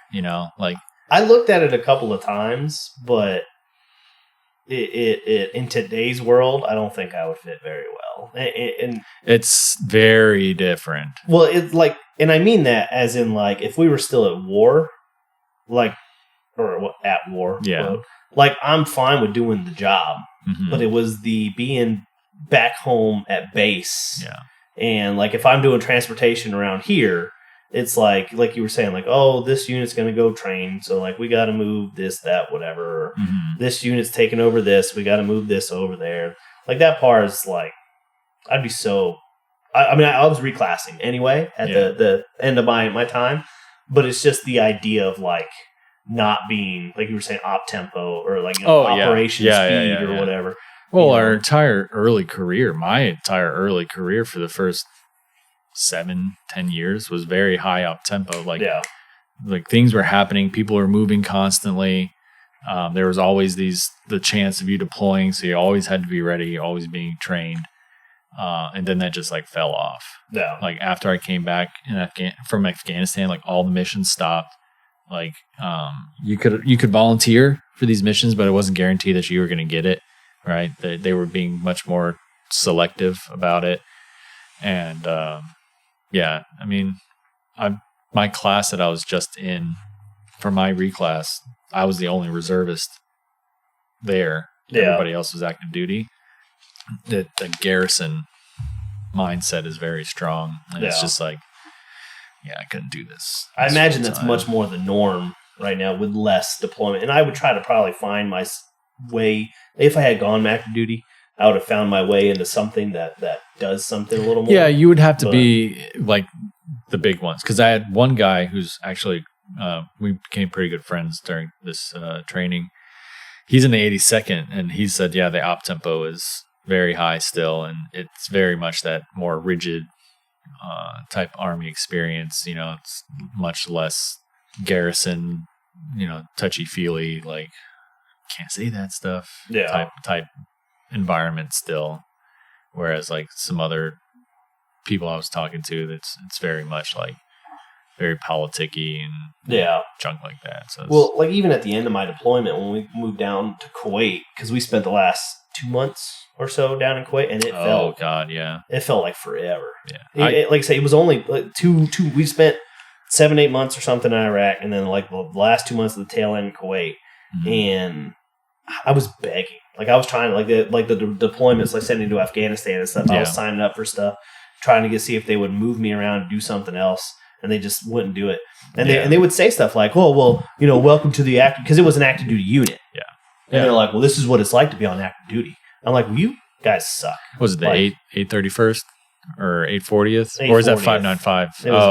I think 840th. Okay, yeah, because I think they had pulled 840th from Iraq and brought them down to Kuwait. And then the 831st was still in Afghanistan. Because I was with the 840th in Iraq when they were still downrange, and then I heard they pulled them down to the port. Yeah, because we helped pack up everything and move it back down to Kuwait because the mission was done in Iraq. And it was 840th, and and then you're sitting on top of all the active duty guys, and they're like, "This is what we do day in and day out." Yeah. I'm like, man. See, that was sitting around polishing your boots. Well, I mean, we didn't polish our boots literally, but just like that mindset of like, there's nothing to fucking do. Yeah. So all you do is nitpick uniforms and shit all day. Yeah. Like, so when I was in Iraq, we were working. We were working, right? And then I think only sensitive equipment was going down to Kuwait. Everything else was going either through Jordan or through the port at was it Qasr? I don't remember. The one that I think Basra helped support as well. It was like a small little translot port down there where they actually had like loaded onto rafts and then loaded onto a ship because it wasn't deep enough, right? So we were moving everything through those two ports for the majority of it, and only a small percentage came down to Kuwait. And so when we got back down to Kuwait to leave, like, they were giving us shit. They were like, "What'd you guys do up there? You guys were just wasting time, just fucking off." And I was like, I like snapped on one of them. I was like, "What the hell do you know? Like, you guys got this much of what we were doing." Yeah. And he's like, "You guys," because I was, on Facebook or whatever, I could see them going out to the clubs and dress up in civilians and having a good time. Like, we weren't doing any of that stuff. Like, some people were able to, on their 4 days, were able to go down to like Qatar or something like that. They would not let me leave the base. Yeah. I had to stay on this thing called Freedom Rest, which was just a big ass warehouse with some beer in it. And I would just mill around there for it was so stupid. I was locked into this thing for 4 days. I couldn't leave. And you like had these like rooms, like 2-man rooms that you would just like hang out there. And it was dark all the time. So you never knew what time it was. it was like they had games there, but they're like the games old. Yeah, the games in my room are better. I would much rather just stay in my room, but you were locked in that you could get 2 beers a night, but they were like stale and gross. And then it was just a waste of time. They were like, "Yeah, we can't afford to, you have to leave an extra day, and then it might take you an extra couple of days to get back based off of like depending on flights and stuff. Like, we need you back." Like, that's how quick our tempo was. Like, I couldn't leave. Like, they were stretching thin just to give us 4 days off, So, yeah, that pissed me off when they were like, "Oh, you guys didn't do anything there." I was like, "No. You guys didn't do shit here. So don't talk to me about work." But a lot of those people, and I try to be understanding, like try to have conversations, because they're like, "Oh, I didn't want to hear it." I was like, "Fuck you guys." Like we say, like going to the club and the Burger King and stuff. It's like, I don't care about that stuff. Yeah. Like, I was fine with the green beans that I had on post in Iraq. Hell yeah, man. It's like, I understand what I'm doing out here. Yeah. You guys deployed over here, and like, you're not really deployed in Kuwait. You're not doing jack shit. Right. So it's fine if you want to do that, but our experiences are not the same here. Yeah, I mean, it'd be one thing. Like I was salty, sure, seeing that kind of stuff. But then for them to like question me, and trying to say I wasn't doing shit, just like sent me over. I was like, and then like so coming home from my first tour, I didn't take it well. Like, not any PTSD or anything like that. I'm not claiming anything like that, but adjusting to home was hard. And my wife, like the first couple of years, we got married right after I got back. And the first couple of years were pretty rough, right? I didn't know how to process everything that had happened. I lost all of my friends because I could not relate to them anymore. They were just drinking and partying and just not really doing anything. And I came back and had stories to tell them that they couldn't relate to and they didn't really want to hear it. I had goals and ambitions that they didn't align with, right? So I just kind of lost all of my friends. Yeah. I didn't have anybody to talk to who wasn't my wife, my family, or my military friends. Outside of that, I didn't talk to anybody else. I actually became closer friends with my best friend's brother, who I hated in high school. Absolutely hated this guy. He joined the Army shortly after, a couple years after I did. And me and him, after that, became pretty close because we were able to relate to each other. Yeah. That shared experience, because he went to Afghanistan and had dealt with that ground attack. He was an infantry guy, right? So we could share those stories. Like, he knew what I went through, right? So it was weird that I can only relate to him now, whereas I was best friends with his brother since middle school, right? And now it's 6 years later and I can't talk to him because he doesn't want to hear it. If it's not about girls or drinking, he has nothing to talk about. I stopped watching sports. Yeah. I was a huge football fan. Like, I was all about football all the time. After I got back from Iraq, I stopped watching. I didn't know anything about it. I couldn't talk to him about it because that was the one thing a big thing. We played football together in high school. Like, everything changed, right? And so I didn't notice it at the time, but I was reeling from that when I got to Kuwait, right? I was op tempo. I was in it. Like, I loved it, right? I loved that deployment, that like, we got things to do. We got a mission to work on. I have something to drive for, right? Coming back to Kuwait, where everything just immediately slowed down, right? And then we're back to the bullshit, right? The admin stuff. I wish I still had it, but I had a picture, the benefits picture you get when you're demobbing for like TRICARE and all that extra stuff, that 180 days of extended stuff. Mm-hmm. I had a picture where the camera is about this distance right here, or that high.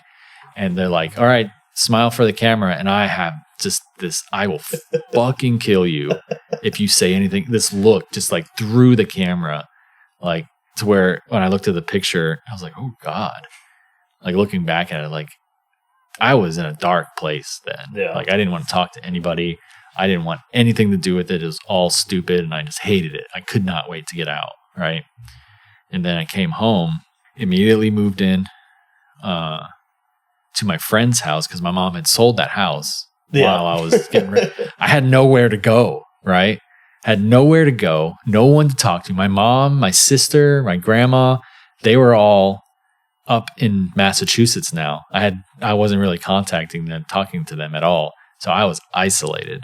I moved in with a friend of mine and I was there for like 3 days. I had my computer that I had just built. I didn't have a bed. I had my computer, a sleeping bag, and like some of my clothes. Yeah. And I was sleeping in my other best friend's sister's room because his mom had gotten remarried and was like moving, or they didn't live there anymore. He was living at the house, and I was staying with him for a bit, for about a week, sleeping in his sister's room. No, it was an empty room with like little girl like things all. It was really weird, really, really weird. And I was sleeping on the floor, right? So it was just a weird situation. And then he was like, you got to go. My mom says you have to go. And then I found out later that he had made an executive decision between me and another friend. Oh, yeah. that didn't make me feel good, you know? So I was like, I have literally nowhere to go. So I ended up moving in with my now wife, which was a huge deal at the time. She was very traditional upbringing, so that was a big no-no, right? But we were getting married anyway. It was like just a couple weeks before we were going to get married anyway. So I moved in with her and her sister at this apartment and moved all my stuff in there, back in there, because she had all my stuff. I took it out of there to go move in my friend's house, got kicked out of there and moved all that stuff back to hers. So we're at the house one time and I'm like half asleep at this point, just taking a nap or something. And she came into the room. It was dark and she like knelt down or bent down to like kiss me. And I woke up immediately, put my hand in her face and was just like, just staring at her like this. Like, I know this person, but I don't know who this is. Yeah. Right? I was just in this weird space and she was like freaked out by that. She was like, are you okay? Like, you look like you're going to kill me. And I was like, took me like a couple seconds to like get out of that. And then I realized where I was, who she was, you know, and I was okay after that. But that was a really weird experience. And then like the typical, like the booms and the bangs and the slamming of doors would freak me out. It took me like a year to get over all of that stuff. Right. I probably should have talked to somebody about that. Probably would have helped me get over that quicker, but I was isolated, fresh off that deployment where, you know, they just, boop, all right, get out of here. Here's a week and a half of your deep processing stuff. Get out of here. You know, good luck. I lost my job. Yeah. I had a job at the movie theaters and then I moved up to Daytona. I was working at the movie theater in Titusville. And then I moved to Daytona and I was like, hey, I'm moving to Daytona. Can I move up to the store up there? And they're like, well, not really, because it's a movie theater and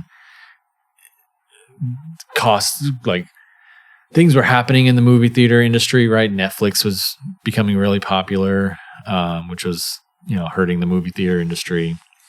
So I lost my job there. It was just a fucking mess, right? Trying to go to school at the same time. So yeah, coming back home from that first deployment was pretty rough for me, you know, moving around, not making a lot of money, trying to go to school, trying to figure all that shit out. And then, then we got married. That was a whole nother thing. Yeah. Like trying to figure out what that means, you know, having been on your own, figuring out how to do things on your own, and then now having to share this experience with somebody else and being considerate to what they need. Mm-hmm. Like, I had to grow up a lot. I was very immature, rough couple years to that marriage. So it took like a year, 2 years before I finally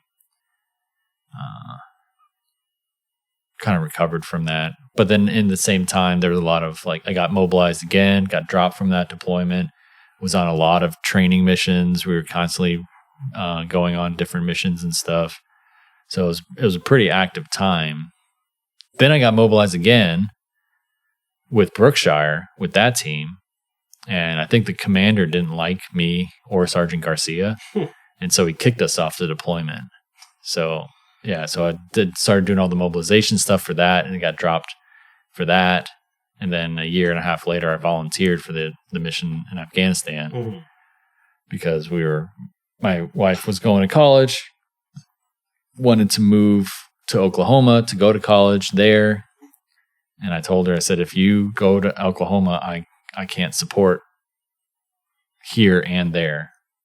Right. So I have to deploy to make that money. So she said, okay, I'm going to do this. And I was like, all right, I'm deploying. So yeah, we moved to Oklahoma. That was pretty cool. Oklahoma was nice, but probably the last story I'll say, just to be respectful of time. But we got pregnant while we were in Oklahoma. Yeah. While I was getting ready to deploy. So my wife had the best time. Oh, sure. Absolutely. So my wife actually had our daughter while I was deployed. I actually requested to go home. And the doctor did the whole Red Cross letter and worded it in a certain way so that it would seem like an emergency, right? Just so I can go home, right? The commander said he denied it and said that he wanted it to sound more urgent because it didn't sound important enough and that he couldn't afford to lose me. I was double slotted. I was only working 4 hours a day because I would rotate with somebody else to do the same job. And it was like, I wasn't doing anything. I'm saying this is the deployment you were playing video games all day. Right? Yeah, right. Yeah. Right. So he denied my leave. It was too late at that point. She was going into labor, right? I was maybe going to be there like a day or two after she was born, right? So it was like, well, at this point, it's too late. My commander and first sergeant felt bad for me. So they're like, just go home, go back to the CHU, take as much time as you need. I Skyped, like I watched, my daughter be born on Skype, took a couple days off for that and then came back to work. And then they're like, hey, we all have to go to the terminal to meet with the brigade commander. And the reason why we need to go to the terminal is because he doesn't want to get stuck here. Because we only have one flight every couple days come out to Leatherneck. So he didn't want to get stuck in Leatherneck. So he came out on a flight, got into the terminal. We all brought pizza and drinks to him. We all stood in the line and shook his hand. And then when he got to me, he was like, Thorp, that name sounds familiar. And I said, yes, sir, you denied my leave, my Red Cross leave. And he goes, oh, yeah, sorry about that. And then that was it. It's like, you son of a bitch. And the funny thing is, he was my battalion commander for the 840th when I was in Iraq. I'll never forget him. Won't drop his name, but fuck that guy. So he was the one who denied us wearing the patches as well. He's like, this is my mission. Yeah. So asshole there. Then he got promoted to the 595 brigade commander when I was there. And so then he fucked me again, like even harder. I was like, I'll never forget that guy. Well, it just proves the separation from the first one of like not really knowing who you were. Yeah. And then you come back and he was probably looking at trying to make himself look good. Like, our mission is so important. We need 2 people to do this job. Yep. Like, yep. There was like Operation Drumbeat, I think is what he was calling his mission. And like, we had to know what phase of Drumbeat we were in and what our mission was. Like, we had to memorize these things just in case he questioned us about it. No. It's like, I don't know, nor do I really care what you call it or what your mission statement is. All I need to know is what my job is. Yeah. So I didn't get to meet my daughter until she was about 6 months old. Wow. So born in July, and I met her Christmas Eve. Yeah. So you get sore memories like that. Like, AT is always during my birthday. Oh, yeah. I'm always on AT during my birthday. So just one of those things. Or a drill, right? Yeah. Because the first weekend of the month of May is when usually my birthday is. So, well, and it can never be a different weekend, even though technically they can do it whatever weekend they want. It's always the first weekend. Yeah. So that's always my birthday weekend. It's like, fuck. Okay, well, we got to do it either the week before or the week after. Yeah. So I got 4 more years left before I retire from the reserves. And I'll be okay if I never deploy or do anything like that for an extended. I thought about reclassing again to another MOS, another cyber MOS, but that's a 45-week class, and it's at Fort Eisenhower now. Used to be called Fort Gordon. Where's that? Up in Georgia. Oh, Gordon. Okay. Yeah. I remember now. But the idea of 45 weeks there on active duty again, I can't do it. I can't do it, man. Yeah. I'm so fed up. I feel you. Yeah. So. Well, maybe we'll get to do a couple fun things and just ride out these last 4 years. Well, there's a couple missions coming up that I volunteered for that I think are good career opportunity type things. Like, get this experience under my belt, and it could open up some pretty cool shit on the civilian side. So Well, that's cool. Yeah. So that's about it. Well, I'm sorry for the roughness of some of the stuff that you went through there, but I mean, at least things are going well in your life now, right? I mean, it's helped me. Yeah. In so many different ways. There's been so many times where I didn't know how I was going to pay the bills. Yeah. Right. And then some random ass pay from the Army would come through and just save my ass. Like, where did this money come from? They it was screwed up on paying you an AT or something. Exactly. And it's like some back pay from forever ago. And it's like, oh man, that extra $1,000 just saved my ass, So it's, a double-edged sword when it comes to that thing. It's, you got to pay for it, but there's the benefits that come with it that kind of soften the pain of that. So, I mean, it's like when you say coming back and the readjusting. I probably handled it better than a lot of people do, just thinking back. But I mean, I definitely had moments where I had to catch myself. Because I went back to my same job that I had when I deployed, and just like listening to the stuff people were complaining about. I'm like, you guys have no fucking clue. Like, you don't know what life is. Like, oh God, my 15-minute break, and I got to go back and deal with this other stuff. I'm like, but like you say, it's different experience. That's all they know. And I worked retail, so it did suck.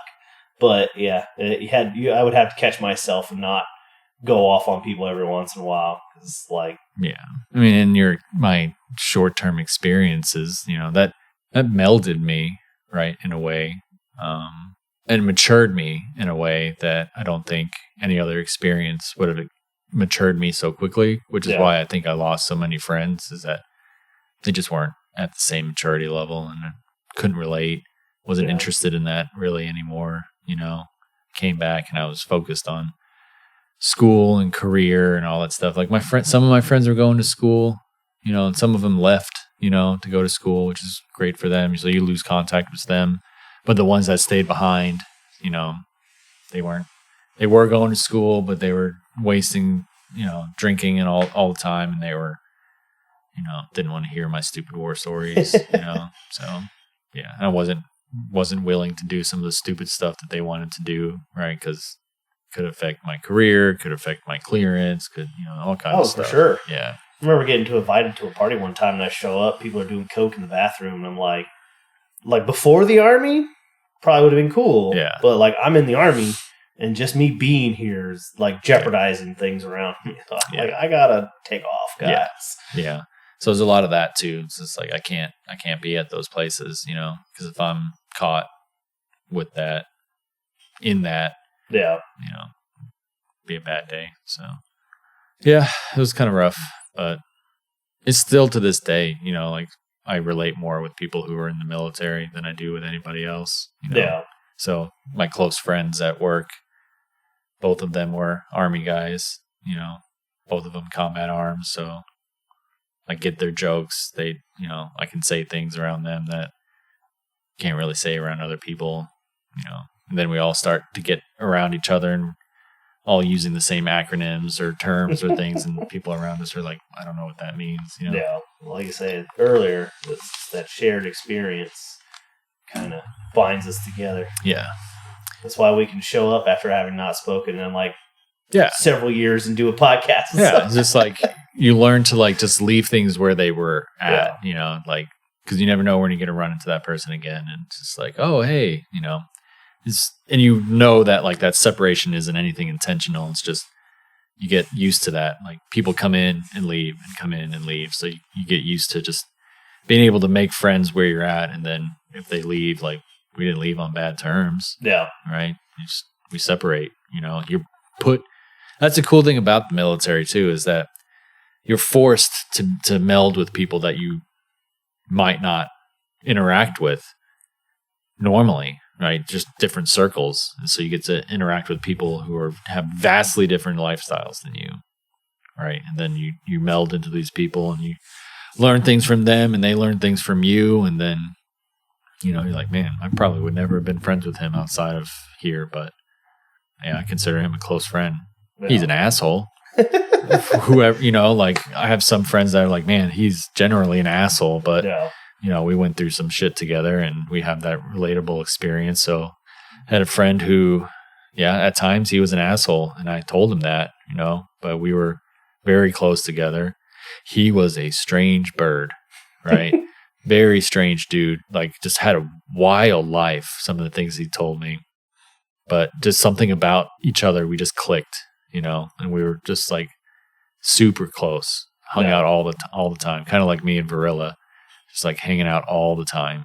And he named one of his kids after me. Like I went to his wedding, got to meet his son, who's now out. His name's Alex. Cool kid. It's like, holy shit. He just made an impression on each other. So I still talk to Brookshire sometimes, but like you said, you don't talk to him for a long time. And then I ran into him I don't remember where it was at, but like I saw somebody coming into the building and I was going to hold the door for him, just being nice. And then I realized, holy shit, that's Brookshire. Yeah. And so I waited, instead of opening the door, I waited till right before he got to the door, and I opened. I was like, hey, like just like scared the shit out of him. Like, what the fuck you want? And he took a minute. He's like, holy shit. And we just like caught up, like we had just seen each other, so it's those friendships that we all understand that it's just impractical to see each other all the time. Whereas like the friends that you had before, they're like, well, we don't see you anymore. It's like, yeah, so like we didn't get in a fight or anything. It's just I got shit to do. Yeah. I've got other people having kids and family and stuff. Yeah. They'll like do something on the weekend. They'll call me. I'm like, man, you can't call me the night before. Yeah. Like I need a couple days to make sure I'm even able to come do this. Yeah. I got to pack all the kids up, put them in the car. Well, we learned to plan things. Like we got plans. We got things moving, so it's not like I'm not just living my life sitting on the couch waiting for it to come to me, not waiting for your call. Yeah. So not that I don't, not that I mind being spontaneous, but it's like I hate it. I need to know everything. Like if you call me, I might not be doing anything. Yeah. Still not going. Wow. Sorry, man. You should have let me know. I was totally prepared to do nothing today, and that's on my agenda. I can't squeeze you in. Can't do it. So yeah, I'm very much like I have to know at least a day in advance. Yeah. Anything, right? My grandma will call me, hey, you want to go to the mall today? I'm in my underwear playing video games. Nah, I can't do it. I can't. I'm swamped, So that's funny. Cool, man. Yeah. Well, it feels like a good place to wrap it up if you feel good with that. Yeah, I think so. Unless you got anything else you want to share. No. Well, thank you for doing this. Yeah, of course. I appreciate it. Of course. We'll have to bug you for Brookshire. Yeah. He's a good guy.